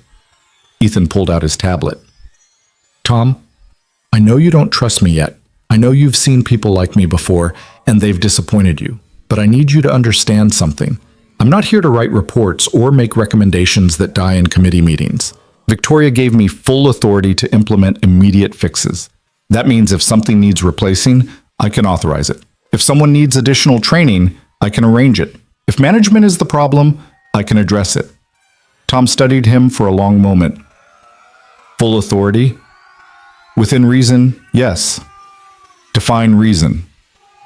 Anything that improves safety, increases efficiency, or directly impacts worker welfare. I can approve it on site. Anything over $500,000 or involving facility-wide restructuring needs Victoria's sign-off, but she told me to call her directly if I need it. Ethan gestured at the factory floor. What would you fix first if money wasn't the constraint? Tom didn't hesitate. The ventilation system. It's been inadequate for 5 years. Summer heat makes the floor dangerous. We've had 3 workers pass out in the last 2 years. 1 needed hospitalization. Corporate keeps saying it's too expensive to replace. How much? $180,000 for a proper industrial system that meets modern standards. Ethan pulled out his phone and called Victoria. She answered on the second ring. Brooks, how's Idaho? Worse than reported. The ventilation system is a safety hazard. I need approval for a $180,000 replacement. Silence on the line, then done. Send me the specifications and I'll have procurement start the paperwork today. What else? I'll know more after I've been through everything, but Tom here has been cataloging problems for years. I suspect there's a list longer than my arm. Then work through the list. Fix what needs fixing. Keep me updated. Victoria paused. And Brooks? Thank you for calling immediately instead of sitting on it. She hung up. Ethan looked at Tom, whose expression had shifted from skepticism to something closer to shock. She just approved it, Ethan said, on a 2-minute phone call. Get me the specifications for the system you need and it'll be ordered today. Tom's weathered face worked through several emotions. Just like that? Just like that. Now show me what else needs attention. By lunchtime, Ethan had a list of 23 critical issues, 6 of which needed immediate attention, and the rest scheduled for the following month. He'd authorized equipment repairs totaling $90,000, ordered replacement parts for the injection molding machines, and scheduled safety training for the entire facility. Tom had called a lunch meeting in the break room, and word had spread. When Ethan arrived, 40 workers were waiting, a mix of assembly line operators, machinists, quality inspectors, and maintenance crew. They watched him with the same wary skepticism Karen had shown, the look of people who'd stopped believing in rescue. Most of you know who I am by now, Ethan began, standing near the vending machines because there was no podium or stage. I'm Ethan Brooks, operations manager from Portland. Victoria Hale sent me here to assess the facility and implement improvements. I've been walking the floor with Tom all morning, and I've seen enough to understand why you're frustrated. Frustrated? A woman in her 30s with grease-stained coveralls spoke up. That's corporate speak for, we know you're miserable, but we're not going to do anything about it. We've heard it before. You're right, frustrated is too mild. You're working with failing equipment in unsafe conditions while corporate has ignored you for years. That's not frustration, that's abandonment. Ethan pulled out his tablet. This morning, I authorized a $180,000 ventilation system replacement. It'll be installed within 6 weeks. I also approved equipment repairs, replacement parts, and safety training. That's day 1. Tomorrow I'll tackle the next set of problems. The room had gone silent. The woman who'd spoken stared at him. You're serious? Completely. Tom, tell them about the phone call. Tom stood, his voice carrying that same shocked disbelief. He called Victoria Hale directly, explained the ventilation problem. She approved the expense in 2 minutes. No committee, no review process, no bureaucratic runaround. Just done. Murmurs rippled through the crowd. A young man in the back raised his hand. What about the conveyor system? Line 3 has been running rough for 8 months. Added to the list, maintenance team will assess it this afternoon, and if it needs replacement rather than repair, I'll authorize it. Ethan looked around the room. Here's what I need you to understand. I'm not here to tour the facility and leave. I'm staying the entire week, working alongside you, understanding every system and every problem. And I'm not going to sugarcoat anything. Some of these issues are going to take months to fully resolve. But starting today, you're not being ignored anymore. Why should we believe you? This from an older man with gray hair and suspicious eyes. We've had 3 assessment teams come through in 2 years. They all promised help. None of them delivered. Because those teams didn't have authority. They could only make recommendations. I can make decisions. Ethan met the man's gaze. But you're right to be skeptical. Don't believe my words. Watch my actions. Judge me by what actually changes, not by what I promise will change. A woman near the front spoke up, her voice tired. What about staffing? We're running short on 2 shifts. Maintenance is down 3 people. Quality assurance lost 2 inspectors last month. You going to fix that too? How many positions are vacant? Tom consulted a clipboard. 7 across all departments. HR has been searching for candidates for 6 months. Ethan pulled up his phone again. Jennifer? It's Brooks. I need HR to prioritize Idaho facility hiring. 7 vacant positions. Send me the job descriptions and I'll review them today. I want candidates interviewed within 2 weeks and positions filled within a month. He paused, listening. I don't care what HR's timeline is. Tell them Victoria approved it. Make it happen. He ended the call and looked at the assembled workers. Hiring timeline is now my problem. Questions? The questions came rapid fire after that. Equipment issues, scheduling problems, training gaps, safety concerns that had been dismissed by previous managers. Ethan took notes on everything, asking for details, pushing for specifics, refusing to accept vague answers. By the time the lunch period ended, his tablet was full of action items, and his mind was full of the kind of complex problem-solving he'd been trained for but hadn't practiced in years. As workers filed back to their stations, Tom pulled him aside. You know what you just did? Listen to people who know this facility better than I ever will. You gave them hope. Tom's voice was rough. Dangerous thing, hope. If you can't deliver, you'll have done more damage than all the previous assessment teams combined. Then I'd better deliver. Ethan looked out at the factory floor. Tom, I need your honesty. Is there anything here that's beyond saving?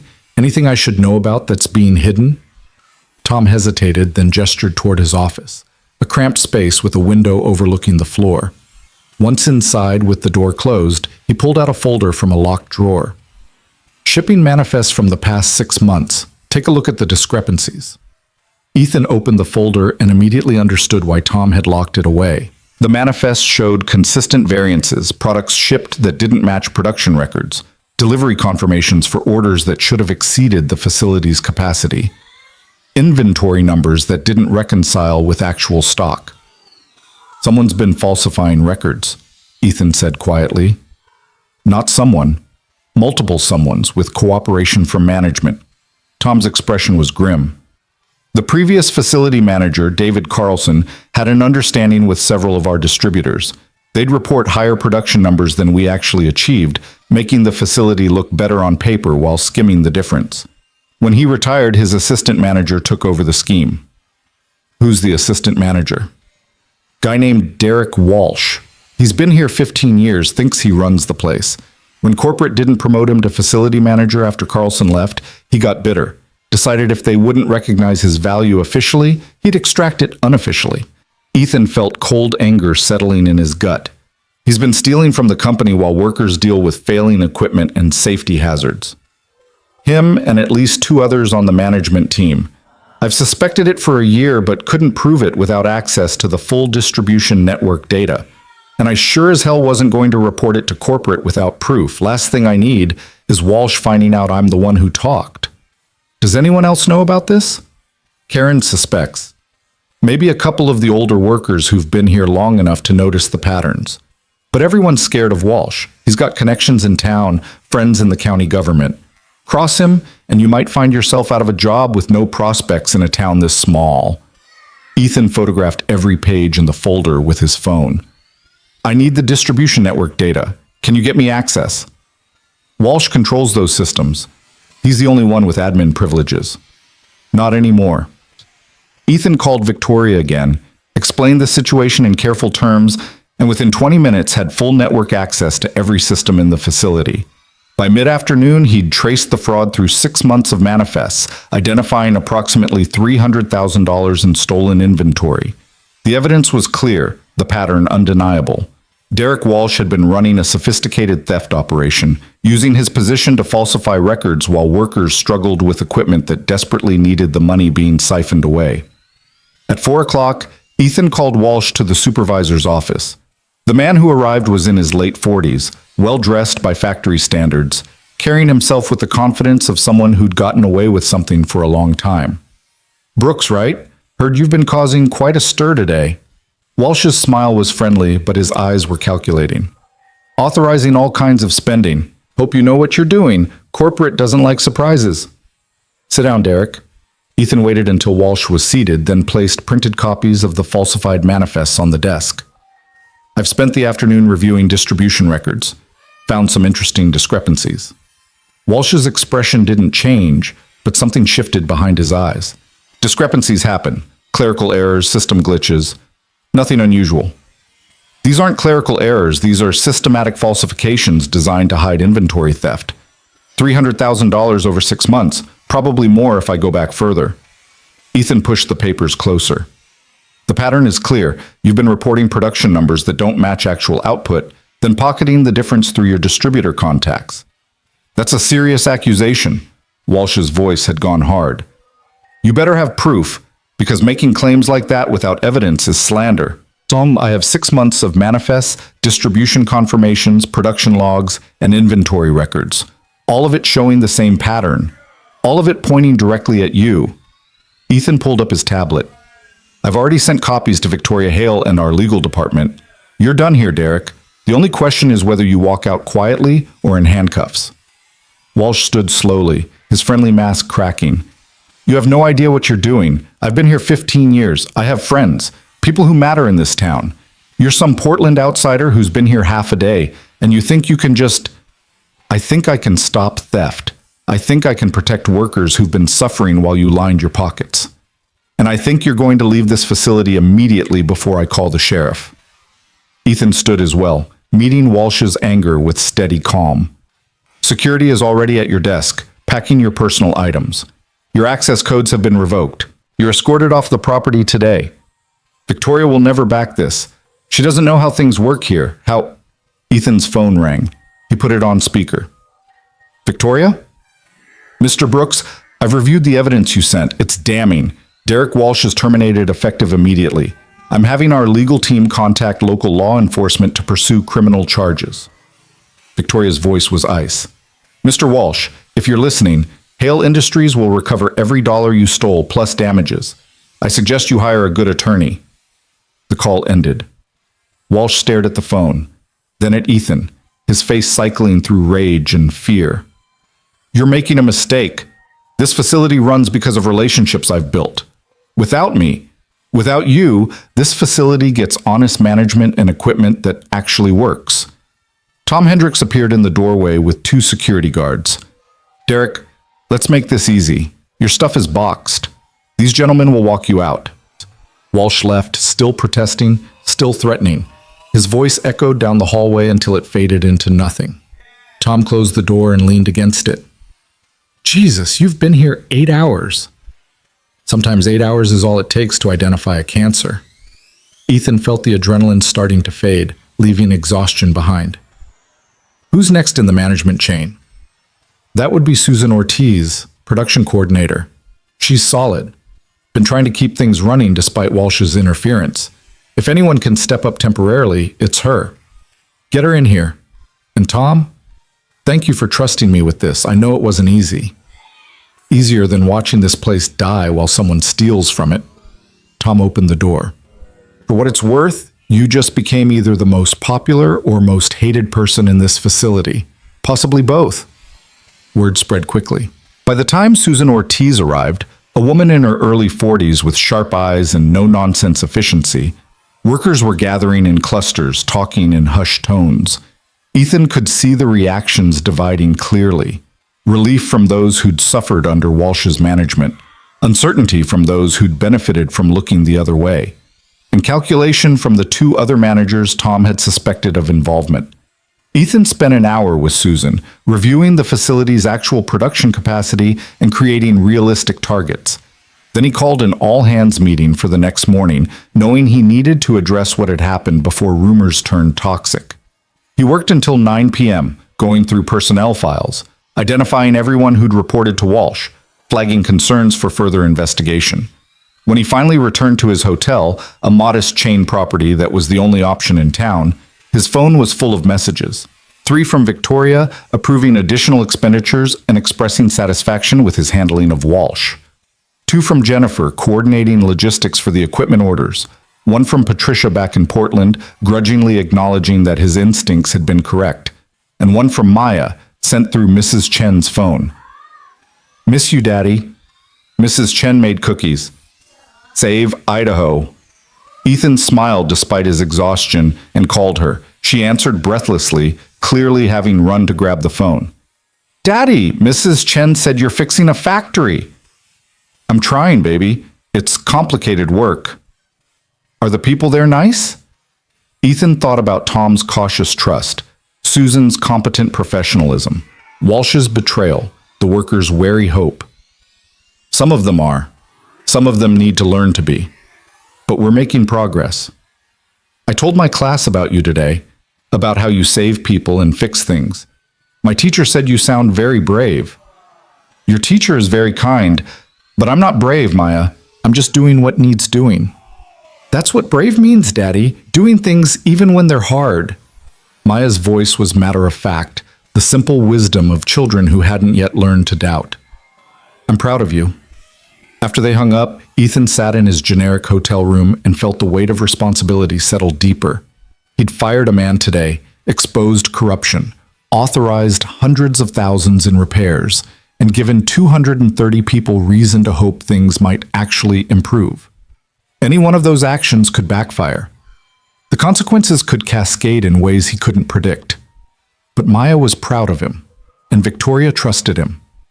And somewhere in this small Idaho town, workers would go home tonight believing that maybe someone actually cared about their safety and their futures.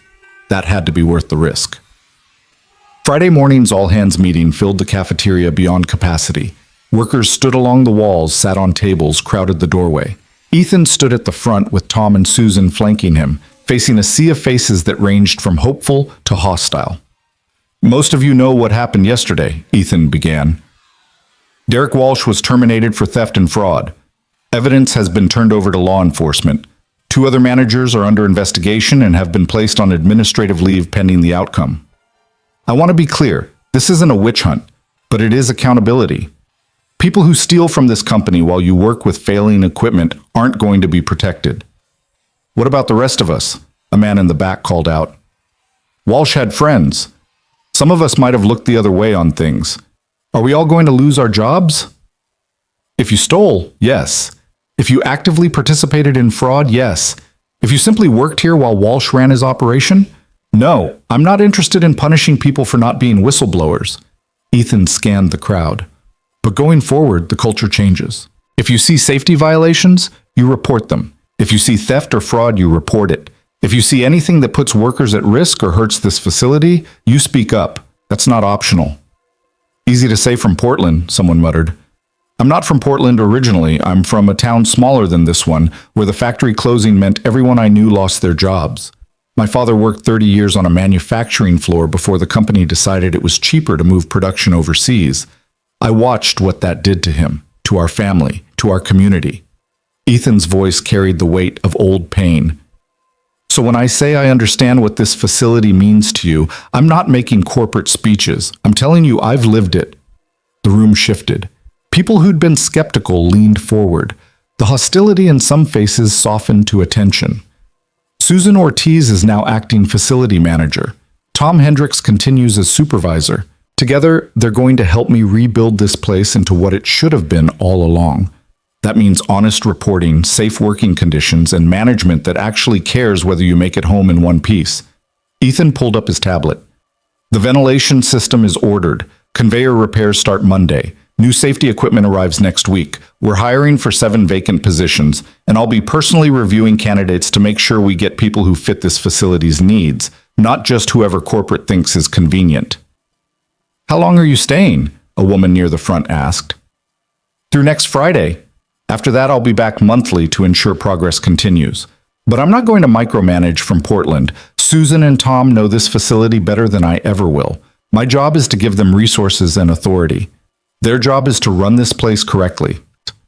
The meeting lasted 90 minutes, with questions ranging from specific equipment concerns to broader worries about job security. Ethan answered everything honestly, refusing to make promises he couldn't keep, but also refusing to sugarcoat the challenges ahead. When it finally ended, Tom pulled him aside. The two managers on administrative leave? They're scared, might try to retaliate somehow.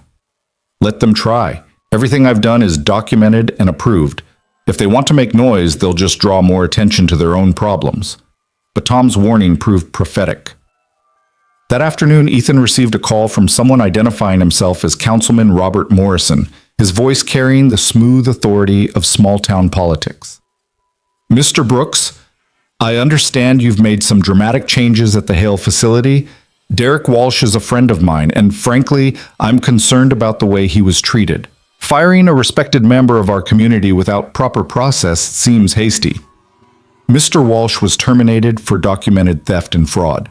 The evidence has been provided to law enforcement. If you have concerns about the process, I suggest you speak with Hale Industries' legal department. I'm speaking with you. Morrison's tone hardened. Derek has connections in this town, people who value his contributions to the community. Treating him like a criminal based on some paperwork discrepancies is going to reflect poorly on Hale Industries. The $300,000 he stole isn't a discrepancy. It's a crime. And if you're suggesting I should have ignored it because he has friends, then you're part of the problem this facility has been dealing with. Ethan kept his voice level. Councilman Morrison, I'm here to do a job. If that makes me unpopular with certain people, I can live with that. What I can't live with is allowing theft to continue while workers suffer. Morrison's response was cold. You're making enemies, Mr. Brooks. In a town this size, that's not wise. Then I'll be unwise. Have a good day, Councilman. Ethan hung up and immediately called Victoria to brief her on the conversation. She listened without interrupting, then sighed. Small town politics. Walsh probably has half the county government in his pocket through favors and connections.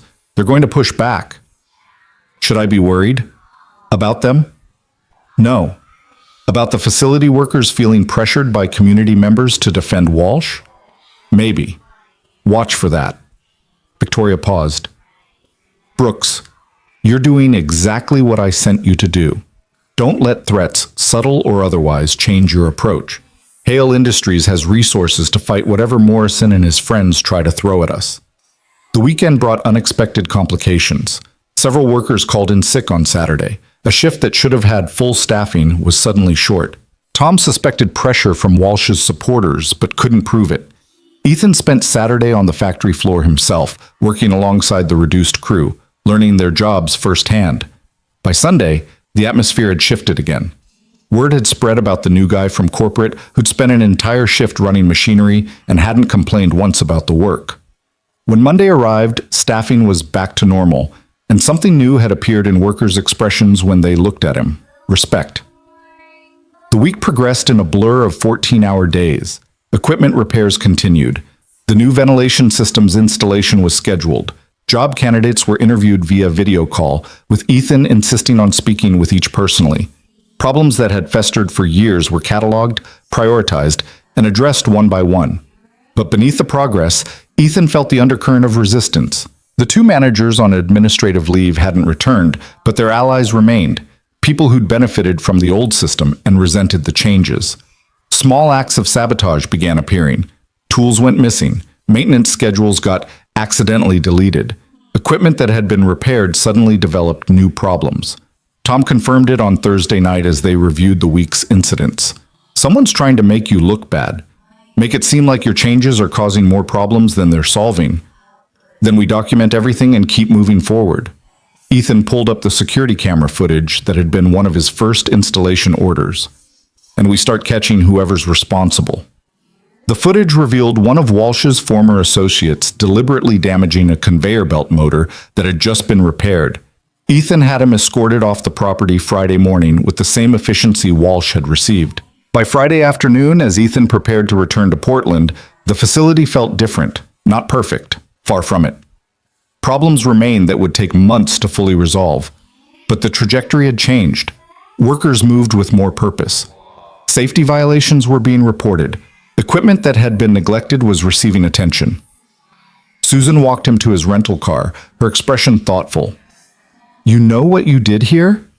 Started fixing what was broken?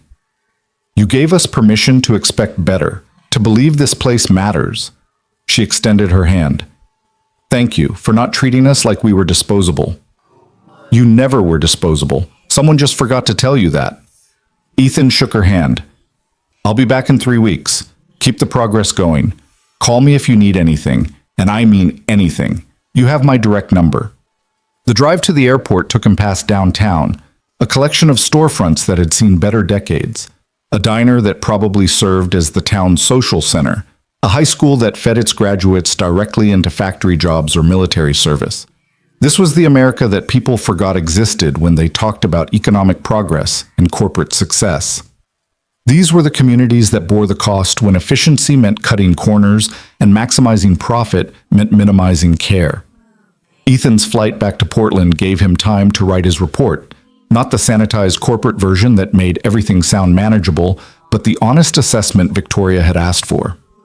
The facility could be saved, but it required sustained investment and management oversight. The cultural problems ran deeper than equipment failures, and the resistance from local power structures meant this fight wasn't over. When he landed, Maya and Mrs. Chen were waiting at arrivals. Maya ran to him and he scooped her up, ignoring his protesting shoulder that still hadn't fully healed from the bridge. "Did you save Idaho?" Maya asked. "I started to, still more work to do." He set her down. "But yeah, I think we're going to save it." Victoria called that night after Maya was asleep. "I read your report. It's more honest than anything corporate has received in years." "Is that good or bad?" "It's necessary. The board meeting is Tuesday. I'm presenting your findings and recommendations. They're not going to like the price tag. $2 million over 18 months to fully restore the facility to proper condition, Ethan said. "I know it's a lot, but it's less than we'd lose if the facility closes or continues declining." "You made that case clearly." Victoria's voice softened. "You did good work this week, Brooks. Better than I expected, and my expectations were already high." After they hung up, Ethan stood at his apartment window looking out at Portland's lights. He'd been operations manager for 1 week. In that time, he'd exposed corruption, fired corrupt management, authorized hundreds of thousands in repairs, given 230 workers reason to hope, and made enemies among small-town power brokers who weren't used to being challenged. And somehow, impossibly, it felt like he was finally doing what he was meant to do. His phone buzzed with a text from Tom. Workers voted unanimously to name the new ventilation system the Brooks system. Thought you should know. Ethan smiled in the darkness. He'd spent 3 years feeling invisible, believing the world had forgotten people like him existed. Now his name would be on equipment keeping Idaho workers safe. It wasn't the kind of recognition that came with awards or promotions. It was better. The board meeting was scheduled for 10 a.m. on Tuesday, which gave Ethan exactly enough time to drop Maya at school, change into his best suit, and arrive at Hale Industries with his stomach in knots. Victoria had asked him to attend to present his findings directly to the people who controlled the company's purse strings. It was an honor and a test, and Ethan understood that how he performed in the next 2 hours would determine whether Idaho got the resources it needed or became another casualty of corporate cost-cutting. Jennifer met him at the elevator with coffee and a sympathetic smile. "Board meetings are theater. Remember that. They're going to challenge you, question your numbers, ask why they should invest millions in a facility that's been declining for years. Don't take it personally. What if they decide it's not worth saving? Then Victoria will override them. She has controlling interest, but she'd prefer their support, which means you need to make them believe Idaho matters." Jennifer handed him a tablet with his presentation loaded. "You've got this. You walked into a corrupt facility and fixed it in a week. Talking to executives should be easy by comparison." It wasn't easy. The boardroom was all dark wood and intimidating formality, with 12 people seated around a table that probably cost more than Ethan's annual salary. Victoria sat at the head, immaculate in a charcoal suit, her expression giving nothing away. The others were older, men and women who'd built careers on quarterly reports and shareholder value, whose connection to manufacturing floors existed only through spreadsheets. Richard Fordham was there, looking uncomfortable in a way that suggested he knew what was coming. Patricia Chen sat beside him, her expression carefully neutral. The rest were strangers whose nameplates proclaimed titles like Chief Financial Officer and Director of Strategic Planning. Victoria opened with a summary of Idaho's situation, then turned the floor over to Ethan. He stood, feeling every eye assess him, judge him, find him wanting before he'd even spoken. 3 weeks ago, the Idaho facility was operating at 78% efficiency with a rising accident rate and declining employee morale. Management had been falsifying production records while stealing inventory. Workers were using equipment that should have been replaced years ago. The facility was dying, and nobody with the power to fix it seemed to care. He pulled up images on the screen, the cracked parking lot, the outdated safety equipment, the machinery held together with improvised repairs, then the falsified manifests, the evidence of theft, the documented safety violations. In my first week on site, I terminated the assistant facility manager for fraud, placed 2 others on administrative leave, and authorized immediate repairs totaling $270,000. The ventilation system replacement will cost an additional $180,000. Full facility restoration requires $2 million over 18 months. A man Ethan didn't recognize, the nameplate read James Whitmore, CFO, spoke up immediately. $2 million is a significant investment for a facility that's been underperforming. What's our return timeline? 18 months to reach 95% efficiency, 3 years to full ROI based on increased production capacity and reduced accident-related costs. And if we simply close the facility and consolidate production elsewhere? Ethan had expected this question but still felt anger flash through him. You'd save the $2 million investment. You'd also put 230 people out of work in a town of 4,000, destroy a community that depends on that facility, and lose the institutional knowledge of workers who've been there for decades. The hidden costs of closure, unemployment insurance, potential lawsuits, damage to Hale Industries' reputation in rural markets would likely exceed the investment you're trying to avoid. That's speculative. Whitmore's tone was dismissive. Hard numbers matter more than sentiment. Then let's talk hard numbers. Ethan pulled up a new slide. Idaho's facility at full efficiency can produce 15% more output than our Oregon plant at 30% lower labor costs. The building is paid for, the workforce is trained, and the location provides strategic access to distribution networks in 6 states. Closing it means losing that advantage permanently. Investing in it means gaining a competitive edge that compounds annually. Patricia leaned forward. Your report mentions ongoing resistance from local power structures, Councilman Morrison and others with connections to the terminated managers. How do we address that? We don't negotiate with people protecting corruption. Morrison called me trying to intimidate me into going easy on Walsh. I declined and reported the call to Victoria. If he or anyone else wants to make trouble, let them. We have documentation of everything. Ethan met Patricia's eyes. The only way to change a toxic culture is to refuse to participate in it. That means standing firm even when it's uncomfortable. Richard cleared his throat. Mr. Brooks, nobody here doubts your intentions, but you've been in this role for 3 weeks. Some of us have decades of experience watching promising initiatives fail because the person leading them didn't understand the full complexity of what they were attempting. How do we know this isn't another well-meaning effort that collapses once you're not personally present? It was a fair question, and Ethan respected Richard more for asking it directly. You don't know. You're taking a calculated risk based on limited data, but consider what we do know. In 1 week, I identified and terminated a theft operation that had been running for at least 6 months. I implemented immediate safety improvements that workers have already noticed. I hired a competent acting facility manager and gave her the authority to continue making progress. The question isn't whether I can fix Idaho personally, it's whether I've set systems in place that allow Idaho to fix itself. And have you? This from Victoria, her first direct question of the meeting.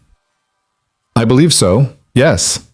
Susan Ortiz is capable and committed. Tom Hendricks has the workers' trust. The corrupt management is gone. Equipment repairs are scheduled. Safety protocols are being enforced. The foundation is solid. What Idaho needs now is consistent investment and oversight, not heroic intervention. A woman Ethan hadn't heard speak yet, her nameplate read Catherine Yu, Director of Operations, leaned back in her chair. I've reviewed your background, Mr. Brooks. Cascade Manufacturing, where you worked before, closed because of exactly the kind of deferred maintenance and management negligence you found in Idaho. You watched that failure happen. Is this about fixing Idaho or about not letting history repeat itself? The question cut deeper than Catherine probably intended. Ethan thought about his father coming home from Cascade year after year, complaining about equipment that didn't work right, safety violations that got ignored, managers who cared more about bonuses than people. He thought about the day the closure was announced, and how his father had sat at their kitchen table with his head in his hands because after 30 years of loyalty, the company had decided he was expendable. It's both, Ethan said quietly. Idaho is Cascade all over again. Good workers being failed by management that stopped caring. The difference is that Cascade was owned by a corporation that decided closure was easier than investment. Hale Industries is owned by someone who still believes facilities like Idaho matter.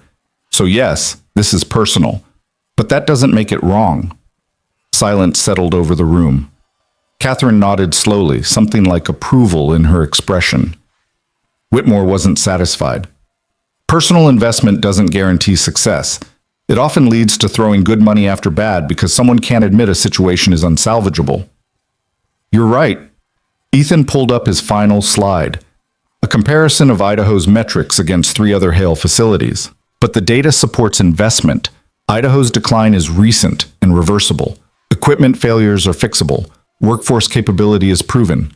The facility isn't dying because it can't succeed. It's dying because nobody tried to save it. There's a difference. Victoria stood. I've heard enough. The board will vote on the proposed Idaho investment package. $2 million over 18 months with quarterly progress reviews. Those in favor? 8 hands went up, including Richard's and Patricia's. 4 abstained. None voted against. The motion carries. Victoria's smile was slight but genuine. Mr. Brooks, you're authorized to implement your recommendations.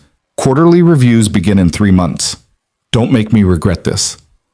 The meeting adjourned, and Ethan found himself surrounded by board members asking follow-up questions, offering cautious support, or in Whitmore's case, warning him that failure would be remembered. Through it all, Victoria watched from across the room with an expression Ethan couldn't quite read. When the crowd finally cleared, she approached. Walk with me. They took the private elevator to the roof access, a feature Ethan hadn't known existed. The rooftop garden was carefully maintained, with benches positioned to take advantage of the view. Victoria led him to one overlooking the river, the same river that ran past Idaho's facility 200 miles away. You did well in there, she said. Better than most executives with 10 times your experience. Do you know why? Because I actually care about Idaho. Because you didn't pretend to have all the answers. You acknowledged uncertainty while defending your decisions. That takes confidence most people don't have. Victoria turned to face him. But caring isn't enough. Not for what's coming. What do you mean? Whitmore is going to watch Idaho like a hawk, looking for any excuse to prove he was right about closure being the better option. Richard is going to question every decision you make, testing whether you can handle sustained pressure. And the people in Idaho who benefited from Walsh's corruption aren't going to forgive you for exposing them. Victoria's voice was serious. You made enemies this month, Brooks. Powerful ones. They're going to push back, and when they do, it won't be obvious sabotage. It'll be whisper campaigns, subtle undermining, making your job impossible while maintaining plausible deniability. So what do I do? You keep showing up. You keep making the right calls. And you remember that integrity is a long game. It doesn't always win the daily battles, but it tends to win the war. She paused. I'm promoting you. Ethan stared at her. I've been here 3 weeks, and in that time, you've proven you can identify problems, implement solutions, and handle resistance from multiple directions. Director of Operations, effective immediately. Salary increases to $130,000. You'll oversee all our manufacturing facilities with authority to implement improvements across the board. Victoria, Ethan struggled to process what she was saying. That's Richard's job. Richard is being moved to an advisory role. He's excellent at strategy, but terrible at execution. You're the opposite. Victoria's expression was gentle but firm.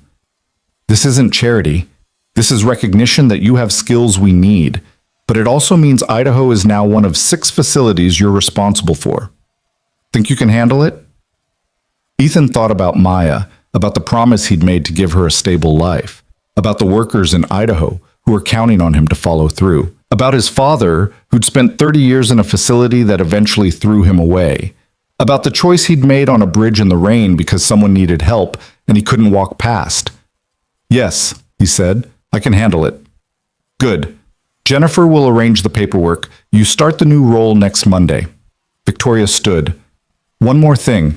I'm assigning you an assistant, someone to help manage the logistics of overseeing multiple facilities.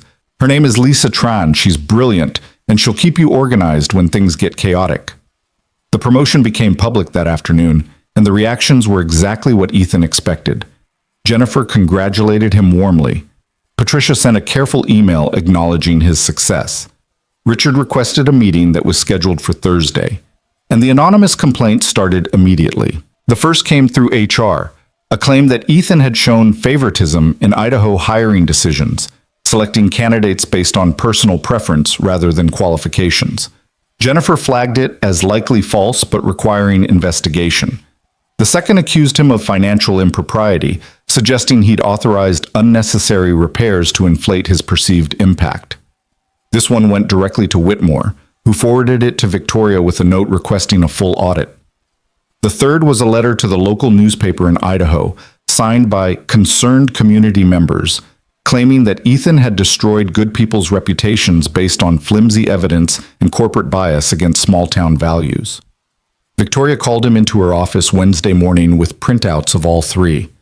"This is the pushback I warned you about. Walsh's allies are coordinating an attack. How do you want to handle it?" Ethan read through the complaints carefully, noting the similarities in phrasing that suggested a single source. "The hiring favoritism claim is easy to disprove. I have interview notes and qualification assessments for every candidate. The financial impropriety accusation is baseless. Every repair I authorized was documented with photos and maintenance reports showing actual equipment failure. The newspaper letter is harder because it's not making specific claims, just spreading general doubt. So we respond to the first two officially and ignore the third? No. We respond to all three by continuing to do good work." Ethan set down the papers. "People are going to believe what they want to believe. If we spend all our time defending against accusations, we look defensive. If we focus on results, the accusations become noise." Victoria smiled. "I was hoping you'd say that. The board is watching how you handle this. So is everyone else in the company." The HR investigation took 3 days and concluded that all hiring decisions were properly documented and justified. The financial audit took a week and found that every expense Ethan had authorized was legitimate and necessary. The newspaper letter generated some local controversy but ultimately faded when Susan and Tom publicly defended Ethan's work. But the attacks didn't stop. They just got more personal. On Thursday afternoon, Ethan received a call from Maya's school. The principal, Mrs. Davidson, requested an immediate meeting. When Ethan arrived, he found Maya sitting in the office with red-rimmed eyes, looking small and scared. "What happened?" Mrs. Davidson gestured to her office. Once inside with the door closed, she pulled out a folder. Maya got into an altercation during lunch. Another student made comments about her family situation, and Maya responded physically. "She hit someone?" "She pushed another girl who was saying..." Mrs. Davidson consulted her notes. That Maya's father only has a job because he kissed up to his boss. The other girl claimed her father works at some factory and knows all about it. Cold anger settled in Ethan's chest. Walsh's friends, attacking through their children, using 9-year-olds as weapons because they couldn't hurt him directly. "What's the other girl's name?" "I can't share that. But Mr. Brooks, this is Maya's second physical incident this year. Our policy requires a 3-day suspension. For defending herself against bullying, for using physical force instead of reporting the problem to a teacher."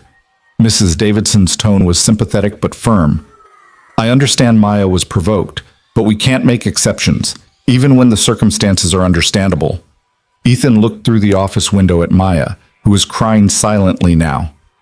3 days of suspension would go on her record. Future teachers would see it, judge her, make assumptions about the kind of student she was. All because someone had decided to hurt him through his daughter. "I'd like to speak with the other girl's parents," Ethan said carefully. "That's not... Please." I think there's more going on here than a simple playground dispute. If the other student was repeating things her parents said, that's an adult problem, not a child problem. Mrs. Davidson hesitated, then picked up her phone. 20 minutes later, Ethan found himself in a conference room with a couple in their 40s who introduced themselves as Tom and Sarah Brennan. Tom worked maintenance at Idaho's facility. Sarah taught at the local elementary school. I understand your daughter said some things to Maya today, Ethan began. Kids say things. Tom's voice was defensive. If your daughter can't handle a little teasing, your daughter told mine that I only have a job because I kissed up to my boss. Where did she hear that phrase? Silence. Sarah looked uncomfortable. Tom's jaw tightened. My daughter repeats what she hears at home, Tom said finally. And what she hears is that Derek Walsh, a good man who did right by this town for 15 years, got fired by some outsider who showed up and decided he knew better than everyone else. Derek Walsh stole $300,000 from Hale Industries while workers like you dealt with failing equipment. The evidence is documented and has been turned over to law enforcement. Ethan kept his voice level. Your loyalty to him is understandable. He was your manager for years. But loyalty doesn't change facts. Facts according to who? You? Some guy from Portland who spent a week in Idaho and thinks he understands how things work? Tom leaned forward. Derek took care of people. He made sure loyal workers got overtime, got good shifts, got taken care of when times were tough. You fired him and replaced him with someone who follows rules instead of looking out for people. Susan Ortiz follows rules because rules exist to protect workers. Derek broke rules to line his own pockets while people like you suffered the consequences. Ethan pulled out his phone and showed Tom the photos of damaged equipment, safety violations, deferred maintenance. This is what Derek's taking care of people looked like. This is what he prioritized while stealing inventory. Tom stared at the photos. Some of the anger drained from his face, replaced by something more complicated. I didn't know it was that bad, he said quietly. Because Derek made sure you didn't know. He falsified reports, hid problems, and convinced people like you that he was protecting you when he was actually protecting himself. Ethan put his phone away. I'm not asking you to like me. I'm not asking you to believe I'm better than Derek. I'm asking you to look at what's actually happening. Equipment is getting fixed, safety violations are being addressed, the facility is getting the investment it needed for years. Judge me by results, not by loyalty to someone who betrayed you. Sarah spoke for the first time, her voice thoughtful. The new ventilation system, that's real? Being installed next month. Workers voted to name it the Brooks System, which is more recognition than I deserve, but appreciated nonetheless. Tom and Sarah exchanged glances. Some silent communication passed between them. I'll talk to Jenny, Tom said. Make sure she understands that what happened with Derek is complicated, and she shouldn't repeat things without understanding the full story. I'd appreciate that. And I'll talk to Maya about responding to provocation without using her hands. Ethan stood. For what it's worth, I understand defending someone you thought was looking out for you. That's loyalty, and loyalty matters. Just make sure it's directed at people who deserve it. The meeting with Mrs. Davidson afterward resulted in reduced suspension, 1 day instead of 3, with the understanding that both girls had contributed to the situation. It wasn't perfect, but it was better than Ethan had hoped. On the drive home, Maya was quiet until they were almost at their apartment. Daddy, am I in trouble? You're suspended for a day, so yes, but I understand why you did it. Ethan glanced at her in the rearview mirror. That girl said mean things about me, and you wanted to defend me. That shows loyalty, and I'm proud of that. But using your hands isn't the answer, even when someone is being cruel. What should I have done? Walked away. Told a teacher. Come home and told me so I could address it with the adults who were really responsible. He pulled into their apartment complex. Maya, some people are going to say bad things about me. That's part of my job now, making decisions that not everyone likes. You can't fight everyone who disagrees with me. But they were lying. You're not a kiss-up. You're brave and good, and you help people. Ethan's throat tightened. Thank you, baby. But here's something important. You don't have to defend me to prove you love me. I know you love me, and and I'd rather you stayed safe and out of trouble than got hurt trying to protect my reputation." They spent the evening together making dinner and watching a movie, both of them carefully not talking about the harder truths that hung in the air, that Ethan's promotion had made them targets, that Maya would hear more cruel things from children parroting parents who resented change, that success came with costs that 9-year-olds shouldn't have to pay. Later that night, after Maya was asleep, Ethan stood at their kitchen window and wondered if he'd made a terrible mistake. The promotion was everything he'd worked for: financial security, professional recognition, the ability to give Maya a better life. But it had also painted a target on both their backs. The attacks would continue, would probably escalate, and Maya would be caught in the crossfire. His phone buzzed. A text from Victoria. "Heard about Maya's school incident. I'm sorry. This is my fault for putting you in a position that makes you vulnerable to retaliation." Ethan typed back, "Not your fault. You gave me an opportunity. What people do with their resentment is their choice, not yours." Victoria's response came immediately. "Still, if you need anything, legal support, security, help with school, just ask." He appreciated the offer but knew he wouldn't take it. This was his problem to solve, his daughter to protect. Accepting too much help felt like admitting he couldn't handle the responsibilities he'd accepted. But the gesture mattered. Friday brought better news. The quarterly production reports from Idaho showed efficiency had climbed to 84% in just 3 weeks. Safety incidents were down 40%. Worker satisfaction surveys, newly implemented, showed marked improvement in morale. The numbers told the story Ethan had believed was possible, that people worked better when they felt valued, when equipment functioned properly, when management actually cared. Richard requested their scheduled meeting that afternoon. Ethan arrived at his office expecting tension, but found something more complicated. Richard gestured to a chair and poured 2 cups of coffee before sitting down. "I owe you an apology," Richard said without preamble. "I've been resistant to your promotion because I saw it as a threat. Someone younger, less experienced, getting recognition I felt I'd earned through decades of work." "That's understandable. It's also wrong." Richard took a sip of coffee. "I've spent the past week reviewing everything you've done. Idaho, the board presentation, how you've handled the attacks. You're not trying to replace me. You're doing a job I was never suited for. I'm good at strategy, at seeing big picture patterns. You're good at execution, at taking those patterns and making them real. We complement each other then." "We do. Which is why I'd like to suggest we work together rather than in competition. I'll handle strategic planning and board relations. You'll handle facility operations and implementation. Victoria gets both our strengths without our weaknesses undermining each other." Ethan extended his hand. "I'd like that." Richard shook it, and something that had been tense between them since Ethan's first day finally relaxed. They spent the next hour discussing the other facilities, identifying problems that mirrored Idaho's situation, planning how to address them systematically rather than through crisis intervention.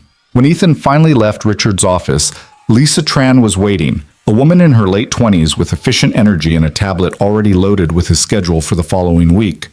She fell into step beside him as they walked toward his office. "You're overbooked on Tuesday and have a conflict on Wednesday," she said without greeting. "I've moved the production review to Thursday and rescheduled the Oregon facility visit for next month. Your daughter has a parent-teacher conference on the 15th. I've blocked your calendar. And you need to approve equipment purchases for 3 facilities by Monday." "How do you know about Maya's conference?" "Mrs. Chen called. She's excellent, by the way. Very organized, very protective of your time. I've coordinated with her, so we're not double booking you." Lisa looked up from her tablet. "My job is to make your job possible. That means managing logistics, anticipating problems, and making sure you're not drowning in administrative tasks when you should be focusing on operations." "Questions?" "Just one. How did you know about the equipment purchases?" "Patricia flagged them yesterday. I reviewed the requests, confirmed they aligned with your Idaho protocols, and prepared approval documents. They're on your desk, ready for signature." Lisa smiled. "I've been studying everything you've done since you started. Your approach is different from previous directors. You prioritize worker safety and facility investment over short-term efficiency gains. It's working. I want to help you scale it across all our operations." Ethan realized Victoria had chosen his assistant carefully, someone who understood what he was trying to accomplish and believed in it enough to make it her mission too. It felt like being given a gift he hadn't known he needed. The weekend passed in a blur of Maya's activities and preparation for the week ahead. On Sunday evening, Ethan received an unexpected call from Tom Hendricks in Idaho. "Brooks, wanted you to hear this from me. The ventilation system installation started yesterday. Workers are already noticing the difference. Temperature on the floor dropped 15 degrees. People are talking about how maybe things really are changing. That's good to hear. There's more. Tom Brennan, the guy whose daughter gave Maya trouble, he came to me Friday. Said he'd been wrong about you, about Walsh, about a lot of things. He's telling people to give you a fair chance. It's shifting opinion." Ethan felt something unclench in his chest. "I appreciate you letting me know. You stood up for us when nobody else would. Least I can do is make sure you know it's making a difference." Tom paused. "This place is starting to feel like it matters again. Like we matter. That's because of you." After they hung up, Ethan sat in the dark living room of their apartment and felt the weight of everything settle into something approaching acceptance. The attacks would continue. Walsh's allies weren't going to give up easily. The pressure would increase. 6 facilities were more responsibility than he'd ever carried. Maya would face more difficult moments as children repeated their parents' resentments. But he'd also proven something to himself, that doing the right thing, even when it was hard, even when it cost him, led somewhere worth going. That integrity wasn't weakness, but leverage. That showing up and caring and refusing to compromise on things that mattered could actually change situations that seemed hopeless. His phone showed a photo of Maya from that afternoon, grinning at the camera with chocolate ice cream on her nose. She was happy, safe, proud of her father. Everything he'd fought for, everything he'd risked, came down to that simple truth. She was going to be okay because he'd made choices that prioritized the right things over the easy things. The bridge felt like a lifetime ago, but Ethan understood now that the choice he'd made that rainy morning had set everything else in motion. Not because saving Victoria's life had earned him a job, but because it had revealed to him who he was when everything was at stake. Someone who ran toward trouble instead of away from it. Someone who protected the vulnerable and challenged the powerful. Someone who believed people mattered more than systems, and systems existed to serve people, not the other way around. Idaho was just the beginning. 5 more facilities waited, each with their own problems, their own corrupt managers, their own workers who'd stopped believing anyone cared. And Ethan was going to save them all, one difficult decision at a time, because that's what he did now. He was the person who showed up when nobody else would. And that was enough. 6 months passed like a storm that eventually learned to become weather. Intense at first, then gradually settling into patterns that felt almost normal. Ethan stood in his new office on a crisp April morning, looking out at Portland waking up beneath a sky scrubbed clean by overnight rain, and marveled at how different everything felt from that desperate drive across the Morrison Bridge. The office itself was twice the size of his first one, with windows on 2 walls and furniture that Lisa had selected with her characteristic efficiency. Photos lined one bookshelf now. Maya at her school science fair, the Idaho workers gathered around their new ventilation system, the ribbon-cutting ceremony at the Oregon facility after its safety overhaul.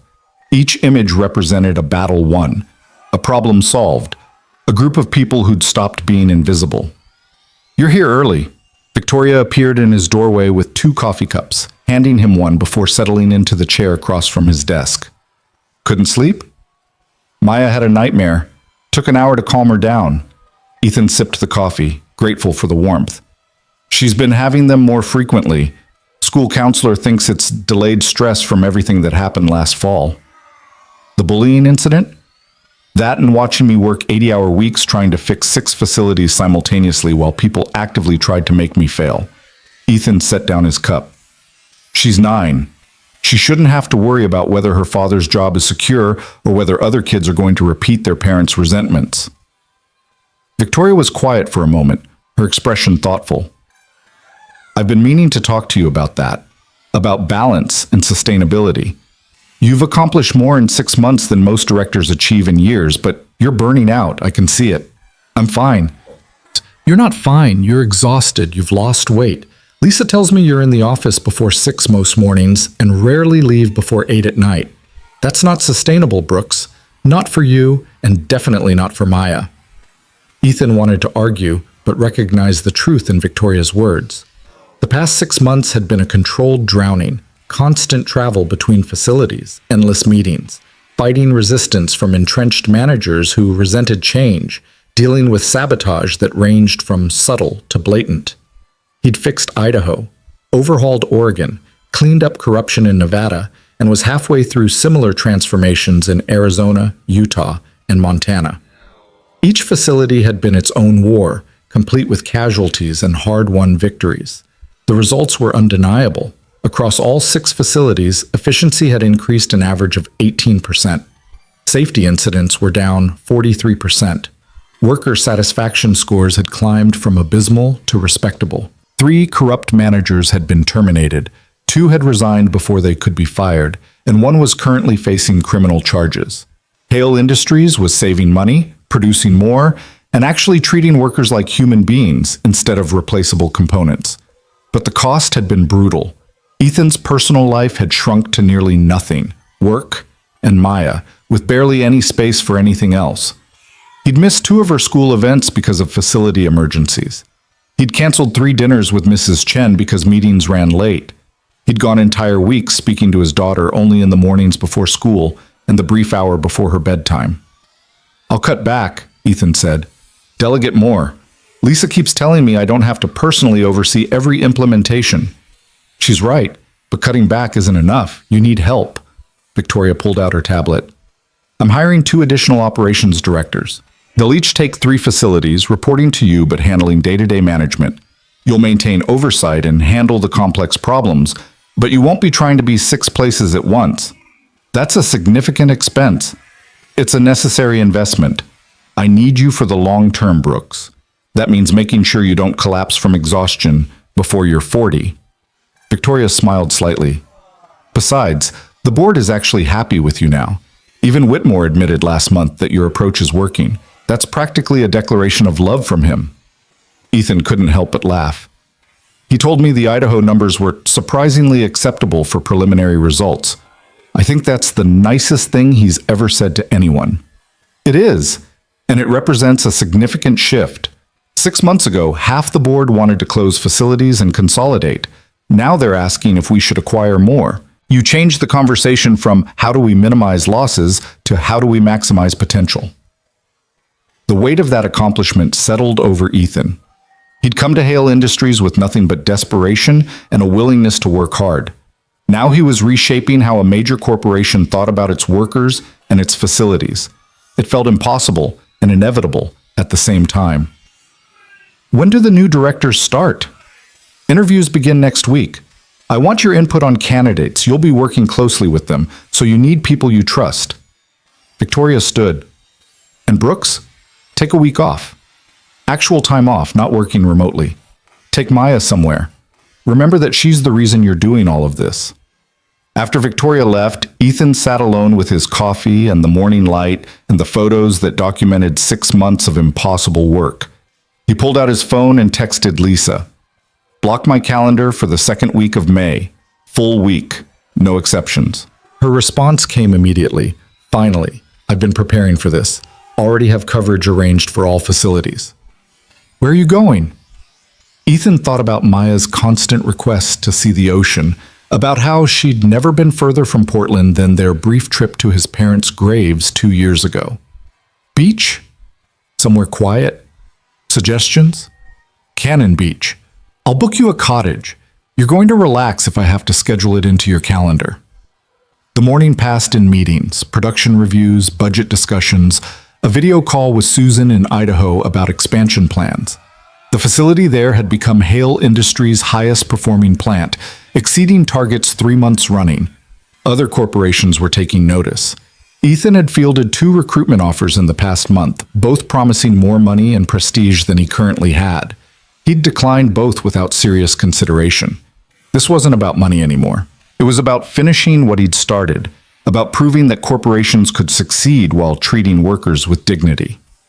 At noon, Patricia stopped by his office with news that shifted everything. Montana just called. Brett Morrison, the facility manager, was in a car accident this morning. He's stable, but will be out for at least 3 months. We need someone on site immediately. Montana was their most troubled facility, the one Ethan had been saving for last because its problems ran deeper than equipment or corrupt management. The facility was haunted by a tragedy from 5 years earlier, when a worker had died in an accident that subsequent investigation revealed was entirely preventable. The workforce had never recovered. Productivity was terrible. Morale was worse. And Brett Morrison, while honest and well-intentioned, had been overwhelmed trying to manage a facility that needed trauma healing before it could accept operational improvements. "I'll go," Ethan said, already mentally rearranging his schedule. "Brooks, you can't keep doing this." Patricia's voice was firm. "You're not a firefighter anymore. You're a director. Send someone else." "Who?" "Everyone capable is already managing their own crisis. Montana needs someone with authority and experience, someone the workers will actually listen to." Ethan pulled up the facility files. "I'll leave tomorrow morning. Lisa can coordinate everything." Patricia looked like she wanted to argue, but recognized the futility. "Victoria's not going to like this. She just told you to take time off." "I'll take time off after Montana is stable." Even as Ethan said it, he knew how it sounded, like an addict promising to quit after one more fix. But Montana couldn't wait. The facility was teetering on the edge of closure, and Brett's accident had just pushed it closer to falling. That evening, Ethan broke the news to Maya over dinner. She set down her fork with careful precision, her face doing that thing where she tried very hard not to cry. "How long?" 2 weeks, maybe 3. Mrs. Chen will stay with you. I'll call every night." Ethan reached across their small kitchen table and took her hand. "I know this isn't fair. I know I promised we'd go to the beach in May. We can go when you get back." Maya's voice was small. "It's okay, Daddy. I understand." But she didn't understand, not really. How could she? She was 9 years old and her father kept disappearing to fix factories while she learned to fall asleep alone in an apartment that was nicer now, but still felt empty without him. "Maya, look at me." Ethan waited until she met his eyes. "I'm going to fix this. Not just Montana, the whole situation. I'm going to hire people to help so I don't have to travel constantly. And then we're going to the beach, and I'm going to turn my phone off for an entire week. And we're going to build sandcastles and find starfish and do absolutely nothing productive. Promise?" "Promise." Ethan squeezed her hand. "I love you more than any job, any factory, any success. You know that, right?" "I know." Maya squeezed back. "I just wish the factories didn't need you so much." That night, after Maya was asleep, Ethan packed for Montana while doubt gnawed at him. Victoria was right. This pace was unsustainable. Patricia was right. He couldn't keep responding to every crisis personally. Even Maya, in her 9-year-old way, was right. The factories needed him too much because he'd made himself indispensable instead of building systems that could function without him. But Montana needed him now, and he couldn't ignore that need any more than he could have ignored Victoria on the bridge. Some people ran toward trouble. That was just who they were. The flight to Montana left at 6 a.m. Lisa had arranged everything with characteristic efficiency. Rental car, hotel reservations, meetings scheduled with the facility's senior staff. Ethan landed in Billings by 9 and was walking the factory floor by 11. The facility felt different from the others. Not neglected exactly. Equipment was maintained, safety protocols were visible, the building was clean. But there was a heaviness in the air, a weight that went beyond normal workplace stress. Workers moved through their tasks with mechanical precision, speaking only when necessary, avoiding eye contact. It felt like a funeral that had been going on for 5 years. "Mr. Brooks." A woman in her 30s approached, extending her hand. "Diane Foster, acting facility manager while Brett recovers. Thank you for coming so quickly." "How is Brett?" "Stable. Broken leg, concussion, some internal bruising. He'll recover fully, but it'll take months." Diane's expression was strained. "I've been assistant manager for 3 years. I know how things work here, but I don't have Brett's credibility with the workers. They respected him because he was trying, even when nothing seemed to help." "Tell me about the accident 5 years ago." Diane's face closed down.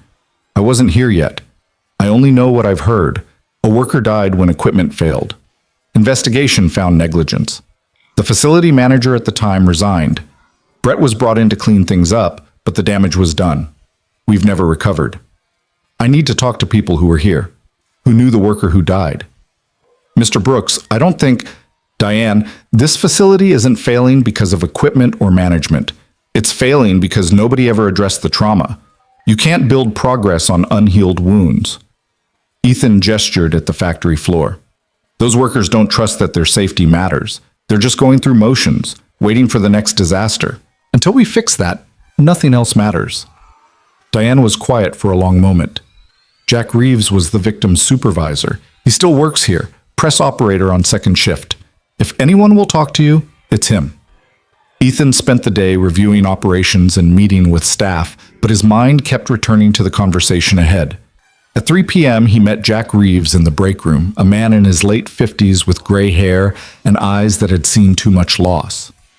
"You're from corporate," Jack said without preamble, "here to decide whether it's worth keeping us open. I'm here to understand what happened and what needs to happen next." Ethan sat across from him. "Tell me about Daniel Cortez." Jack's expression shifted through surprise, pain, and something like relief. "Nobody from corporate has said Danny's name in 5 years. You all just called him the victim or the deceased worker." That was wrong. He was a person. He deserves to be remembered as one. Danny was 26, married, 2 little kids. He worked here for 4 years. Good worker, never complained, always showed up. Jack's voice was rough. The day he died, he was operating a press that had been flagged for maintenance 3 times. Previous manager kept putting it off because shutting it down would hurt production numbers. Danny knew it was dangerous, but he had bills to pay, kids to feed, so he kept working. And the equipment failed. Catastrophically. Danny was killed instantly. OSHA investigation found a dozen violations: deferred maintenance, inadequate safety protocols, management ignoring worker concerns. Previous manager was forced out. Brett came in promising things would be different, and they were, mostly. But the workers never forgot that Danny died because someone decided production mattered more than his life. Ethan felt sick. This was Cascade all over again. His father's complaints about equipment made real in the worst possible way. What happened to his family?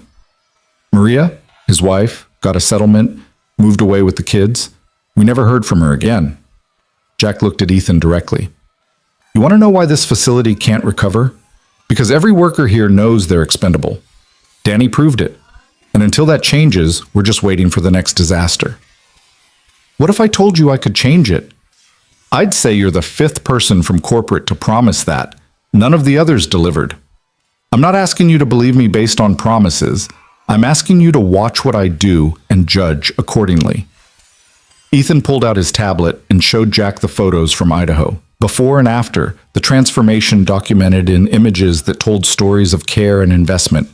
This is what I've done at 5 other facilities. Equipment replaced, safety improved, workers treated like they matter. I can do the same here.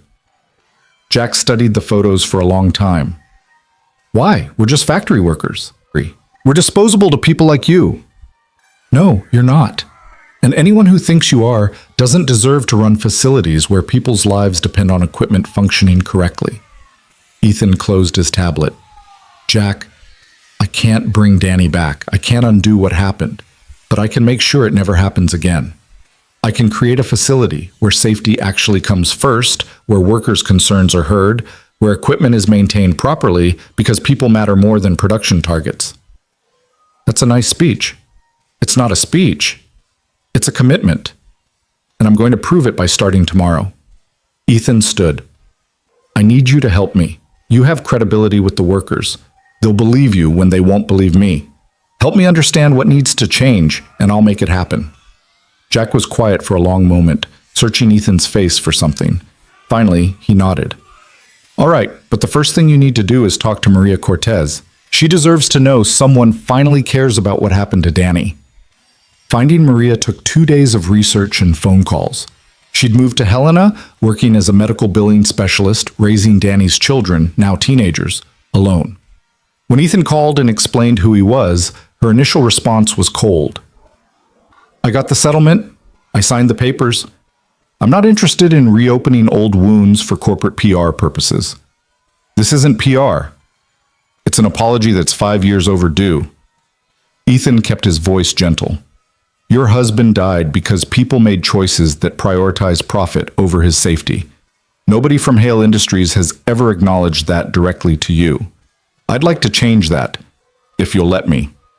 Silence on the line, then. You'll drive 2 hours each way just to apologize? Yes, tomorrow if you're available. Maria lived in a modest house in a quiet neighborhood. She met Ethan at the door with visible suspicion, but invited him inside.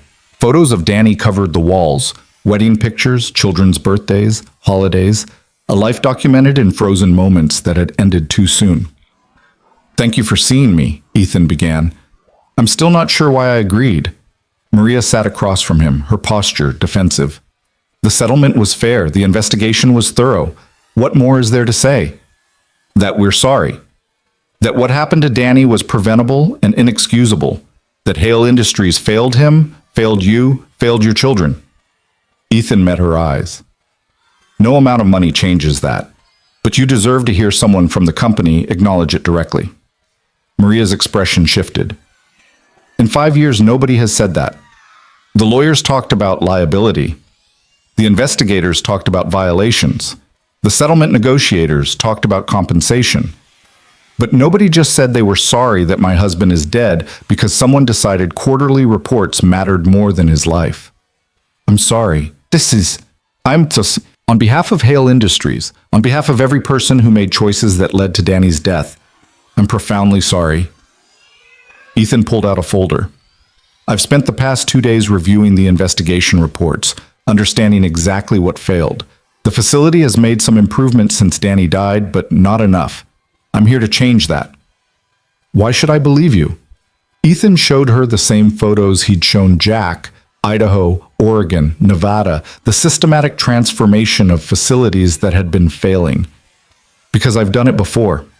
Because I have a daughter Maya's age, and I can't imagine what you've gone through, but I know I'd want someone to make sure my sacrifice meant something. Danny's death revealed problems that existed across Hale Industries. I'm fixing those problems. Not because of the settlement or the investigation, but because it's right. Maria looked at the photos for a long time. When she looked up, her eyes were wet. My kids ask about their father. They want to know if his death mattered, if it changed anything. What do I tell them? Tell them their father's death forced Hale Industries to confront failures we'd been ignoring. Tell them I'm personally overseeing changes to every facility we operate to make sure what happened to Danny never happens to anyone else. Tell them he mattered, and his loss is driving improvements that will protect thousands of workers. Ethan paused. And tell them that if they ever want to see what's been done in their father's name, I'll arrange a tour of any facility they choose. Maria wiped her eyes. The settlement money paid for college funds. Both kids want to be engineers. They want to make things safer, better. Danny would have loved that. He should be here to see it. Yes, he should. Maria stood, and Ethan stood with her. Thank you for coming, for caring enough to drive here just to apologize. It matters more than you know. On the drive back to Billings, Ethan called Victoria and briefed her on the situation. When he finished, she was quiet for a moment. You went to see the widow, she said finally. That wasn't necessary. The settlement closed that chapter. The settlement closed the legal chapter. The human chapter was still wide open. Ethan watched Montana countryside roll past. The facility can't heal until we acknowledge what happened and commit to preventing it from happening again. Maria needed to hear that. The workers need to hear it, and frankly, Hale Industries needs to say it. What are you proposing? A memorial. Something permanent at the facility honoring Danny and recommitting us to worker safety. And a program. Annual safety reviews at every facility with worker input, ensuring we never defer maintenance or ignore concerns that could cost lives. Victoria was quiet again, thinking. The board won't like the expense. The board can deal with it. This isn't optional, Victoria. If you want Montana to succeed, if you want workers across all our facilities to trust that their safety actually matters, we need to do this publicly and permanently. You're right. Victoria's voice was firm. Draft a proposal. I'll present it to the board next week. And Brooks, you did good work today. The kind that matters more than production numbers. The memorial was installed 6 weeks later, a bronze plaque in Montana's main entrance with Danny's name, his dates, and a commitment. In memory of Daniel Cortez, whose loss reminds us that safety is not a goal, but a sacred obligation. No production target is worth a single life. We commit to honoring Danny's memory through unwavering dedication to protecting every person who works in this facility. The dedication ceremony brought Maria and her children, now 15 and 13.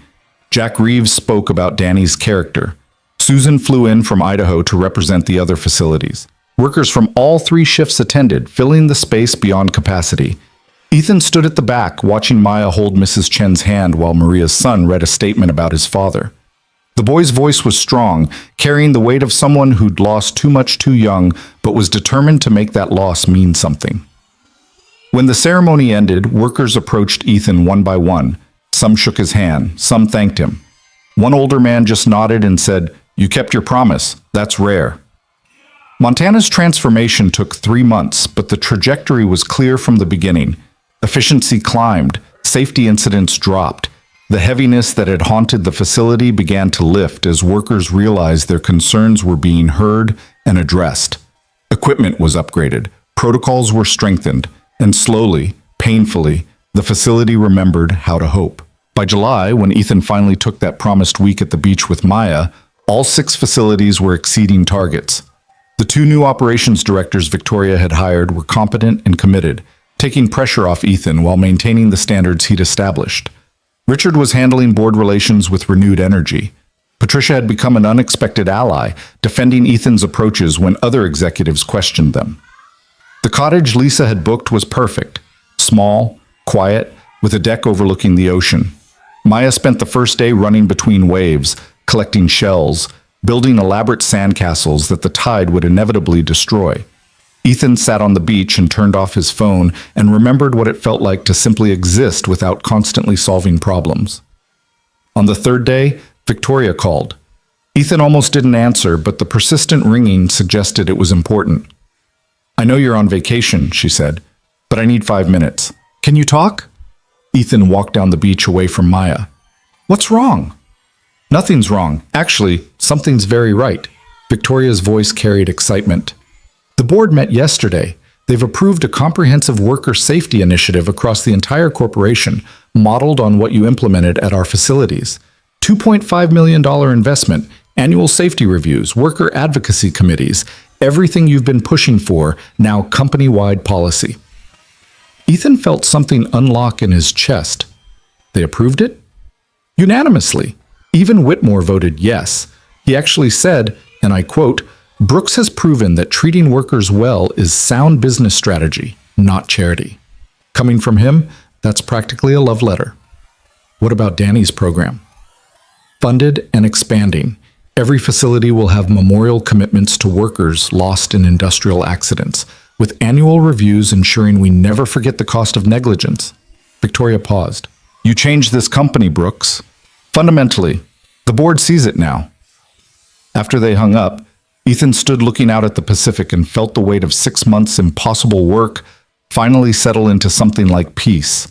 He'd come to Hale Industries with nothing but desperation and a willingness to run into traffic when someone needed help.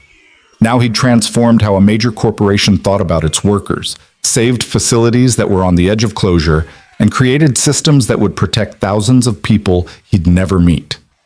Maya ran up with a perfect sand dollar, holding it out like treasure. "Look what I found." Ethan knelt down and examined it with appropriate seriousness. "That's beautiful, baby. Should we take it home?" "Mrs. Chen says if you find something perfect on the beach, you should leave it there so someone else can find it too. But we can take a picture to remember." They took the picture, then carefully returned the sand dollar to the sand. Maya ran off toward the waves again, and Ethan watched her go. 9 years old, happy, safe, proud of her father who'd kept his promise to take her to the beach, even though factories needed saving. That evening, they built a fire in the cottage's fireplace and made s'mores while rain drummed on the roof. Maya talked about school, about her friends, about the science project she wanted to start in the fall. Ethan listened and asked questions and realized he couldn't remember the last time they'd had an entire evening with nothing else demanding his attention. "Daddy?" Maya's voice was thoughtful. Are you happy? Yes, baby, very happy. Even though your job is hard and people are sometimes mean and you have to travel a lot? Ethan pulled her close. Even though all of that? Because the hard work matters. Because when people are mean, it usually means you're doing something right that threatens something wrong. And because you're worth everything, the long hours, the travel, the difficulty. I'm giving you a better life than I had, and that makes every challenge worth it. I'm proud of you. Maya said it simply, the way children state facts. You save people. That's what you do. Later, after Maya was asleep in the cottage's second bedroom, Ethan sat on the deck and called his parents' number, disconnected for 3 years now, but still in his phone. He'd gotten in the habit of calling it when he needed to feel connected to something beyond himself, to remember where he came from and why any of this mattered. He listened to the automated message, then started talking anyway, the way he always did. Dad, I wish you could see what I'm doing. The factories I'm fixing, they're just like Cascade was before it closed. Workers being ignored, equipment failing, management prioritizing profit over people. But I'm changing it. 6 facilities now, with more coming. I'm making sure what happened to you doesn't happen to others. The ocean provided the only response, waves rolling in eternal rhythm. I met a woman whose husband died in an industrial accident. Preventable, just like so many of Cascade's near misses. I apologized to her on behalf of the company. We built a memorial. We're implementing programs to make sure it never happens again. I think you would have approved. Ethan paused, looking up at stars emerging through breaking clouds. Maya's doing well. She's strong, Dad. Stronger than I was at her age. She's had to grow up too fast because of the choices I've made, but she's handling it with grace I didn't know kids could have. You would love her. The automated message had long since disconnected, but Ethan kept talking, the words finding their way out because some conversations needed to happen even when nobody was listening. I saved someone's life 6 months ago. A woman on a bridge who was about to be hit by a truck. That choice led to everything else. The job, the opportunities, the chance to make a difference. I keep thinking about that moment, about how close I came to driving past because I was late for an interview. What would have happened if I'd chosen differently? A shooting star crossed the sky, and Ethan smiled at the coincidence. But I didn't choose differently. I ran into traffic because someone needed help, and that decision revealed something about who I am. Someone who can't walk past trouble. Someone who believes people matter more than convenience or career or safety. You taught me that, Dad. Everything good about me came from watching you. How you showed up every day, even when Cascade didn't deserve your loyalty. How you put family first, even when it cost you professionally. How you kept your integrity when cutting corners would have been easier. The cottage door opened. Maya appeared in her pajamas, rubbing sleep from her eyes. Daddy? Who are you talking to? Just thinking out loud, baby. Can't sleep? Had another dream. Can we watch the ocean together? They sat on the deck wrapped in blankets, watching moonlight paint silver paths across dark water. Maya leaned against Ethan's shoulder, and he felt the complete peace that came from having exactly what mattered most. Tell me a story, Maya said. About when you were little. Ethan thought about his childhood in that small town where the factory closing had devastated everything. About his father coming home exhausted every day, still finding energy to throw a baseball or help with homework. About the way his mother had stretched every dollar, making poverty feel almost like an adventure because they were together. When I was about your age, my dad worked at a factory kind of like the ones I fix now.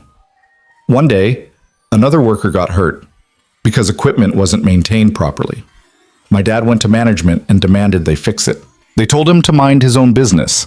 So he organized the other workers, and together they refused to work until the equipment was repaired properly. Management gave in, and nobody else got hurt. Was your dad a hero? Yes. Not the kind that gets news coverage or recognition, the quiet kind that shows up every day and does the right thing even when it's hard, the best kind. Like you. Ethan kissed the top of her head. I'm trying to be, still learning. They stayed on the deck until Maya fell asleep in his arms. Ethan carried her inside, tucked her into bed, and stood watching her sleep for a long moment. 9 years old and already developing the strength and character that would carry her through life. He'd done that. kept her safe, given her stability, showed her through actions that integrity mattered more than success. The week at the beach passed in a blur of perfect moments. On their last day as they packed to leave, Maya found another sand dollar, cracked this time, imperfect, but still beautiful in its own way. "Can we keep this one?" she asked. "Why this one and not the perfect one?" Maya considered the question with characteristic thoughtfulness. Because perfect things should stay where they are, but broken things that are still beautiful, those are worth saving. Ethan looked at his daughter and felt his heart expand. 9 years old and already understanding truths that took most people decades to learn. "Yes, baby, we can keep this one." They drove back to Portland as the sun set, painting the highway in shades of amber and rose. Maya fell asleep in the back seat, clutching her imperfect sand dollar. Ethan drove and thought about bridges and choices and the impossible distance between desperate and secure. 6 months ago, he'd been drowning. Now he was directing operations for a major corporation, implementing changes that would protect thousands of workers, giving his daughter a life where she didn't have to worry about eviction notices or whether they could afford groceries. The bridge had been the catalyst, but everything that followed had been built through showing up, through refusing to accept that people were expendable, through believing that integrity was leverage instead of liability. His phone buzzed, a text from Victoria. "Welcome back. Montana just hit 95% efficiency 3 months ahead of schedule. Jack Reeves says to tell you thank you. Board meeting Tuesday to discuss expanding your model to our European facilities. Hope you're rested." Ethan smiled. European facilities. More factories, more workers, more opportunities to prove that corporations could succeed while treating people with dignity. The work was never finished, the problems never fully solved. But that was okay. He'd learned to find purpose in the struggle, meaning in the incremental progress, satisfaction in the small victories that added up to transformed lives. They arrived home late, and Ethan carried sleeping Maya upstairs to their apartment, bigger now, in a better neighborhood, with furniture that didn't come from thrift stores and appliances that actually worked. He tucked her into bed in her own room, something they hadn't been able to afford 6 months ago, and stood in the doorway watching her sleep. "I kept my promise," he whispered. "We went to the beach. We built sandcastles. We found perfect things and left them behind, and broken things worth saving. We remembered what matters." Maya stirred but didn't wake. Ethan closed her door gently and walked to the living room, looking out at Portland's lights. Somewhere out there, factories ran through the night. Workers operated equipment that functioned properly because someone cared enough to maintain it. Families slept secure because their providers had jobs at facilities that wouldn't close on a corporate whim. He'd done that. Not alone. Susan and Tom and Jack and Diane and countless others had done the actual work. But Ethan had believed it was possible when nobody else did. He'd run into traffic when someone needed help, and that single choice had cascaded into saving not just one life, but thousands. His phone buzzed again. Another text, this time from a number he didn't recognize. "Mr. Brooks, this is Miguel Cortez, Danny's son. Mom gave me your number. I'm starting engineering school this fall, specializing in industrial safety. Wanted you to know my dad's death is going to mean something. Thank you for making sure of that." Ethan read the message 3 times, feeling something profound settle in his chest. This was why the work mattered, not the promotions or the salary, or even the satisfaction of fixing broken systems. It was the 15-year-old who'd lost his father choosing to make that loss drive positive change. It was Maya learning that integrity led somewhere worth going. It was workers in 6 facilities going home safe every night because someone had finally decided their lives mattered more than quarterly reports. He typed back, "Your father would be proud of you. If you ever need anything, recommendation letters, internship opportunities, someone to talk to about the work, I'm here." The response came quickly. "Thank you. That means everything." Ethan set down his phone and walked to Maya's room one more time. She was sprawled across her bed the way children sleep, completely relaxed, perfectly safe. The cracked sand dollar sat on her nightstand, imperfect and beautiful and worth saving. Just like this life they'd built together. Just like the facilities he'd transformed. Just like every person who'd been written off as expendable until someone looked close enough to see their value. The bridge felt like a lifetime ago. But Ethan understood that every choice since then had flowed from that single moment of running toward trouble instead of away from it. He'd saved Victoria's life and lost an interview. But in losing that interview, he'd found something better, a purpose that aligned with his values, work that mattered beyond profit margins, the ability to prove that doing the right thing wasn't weakness, but strength. His father had taught him that. Cascade's closure had reinforced it, and Maya's existence had made it non-negotiable. The world didn't always reward integrity. Sometimes it punished it, made it expensive, made it lonely. But occasionally, rarely, impossibly, wonderfully, the world opened doors for people who refused to compromise on what mattered, who ran into traffic when someone needed help, who stood up to corruption even when it made them vulnerable, who believed that broken things were worth saving and perfect things were worth protecting. Ethan Brooks had been drowning 6 months ago, desperate and invisible, one more struggling single parent in a world that looked past people like him. Now he was director of operations for a major corporation, implementing changes that would ripple through industries, raising a daughter who understood that strength meant staying calm when people tried to make you angry, that courage meant showing up when showing up was hard. The journey wasn't over. European facilities waited. New problems would emerge.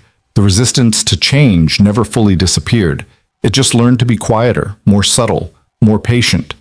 But Ethan had learned something crucial in these 6 months, that showing up consistently mattered more than being perfect, that incremental progress compounded into transformation, that one person who refused to accept the unacceptable could shift entire systems.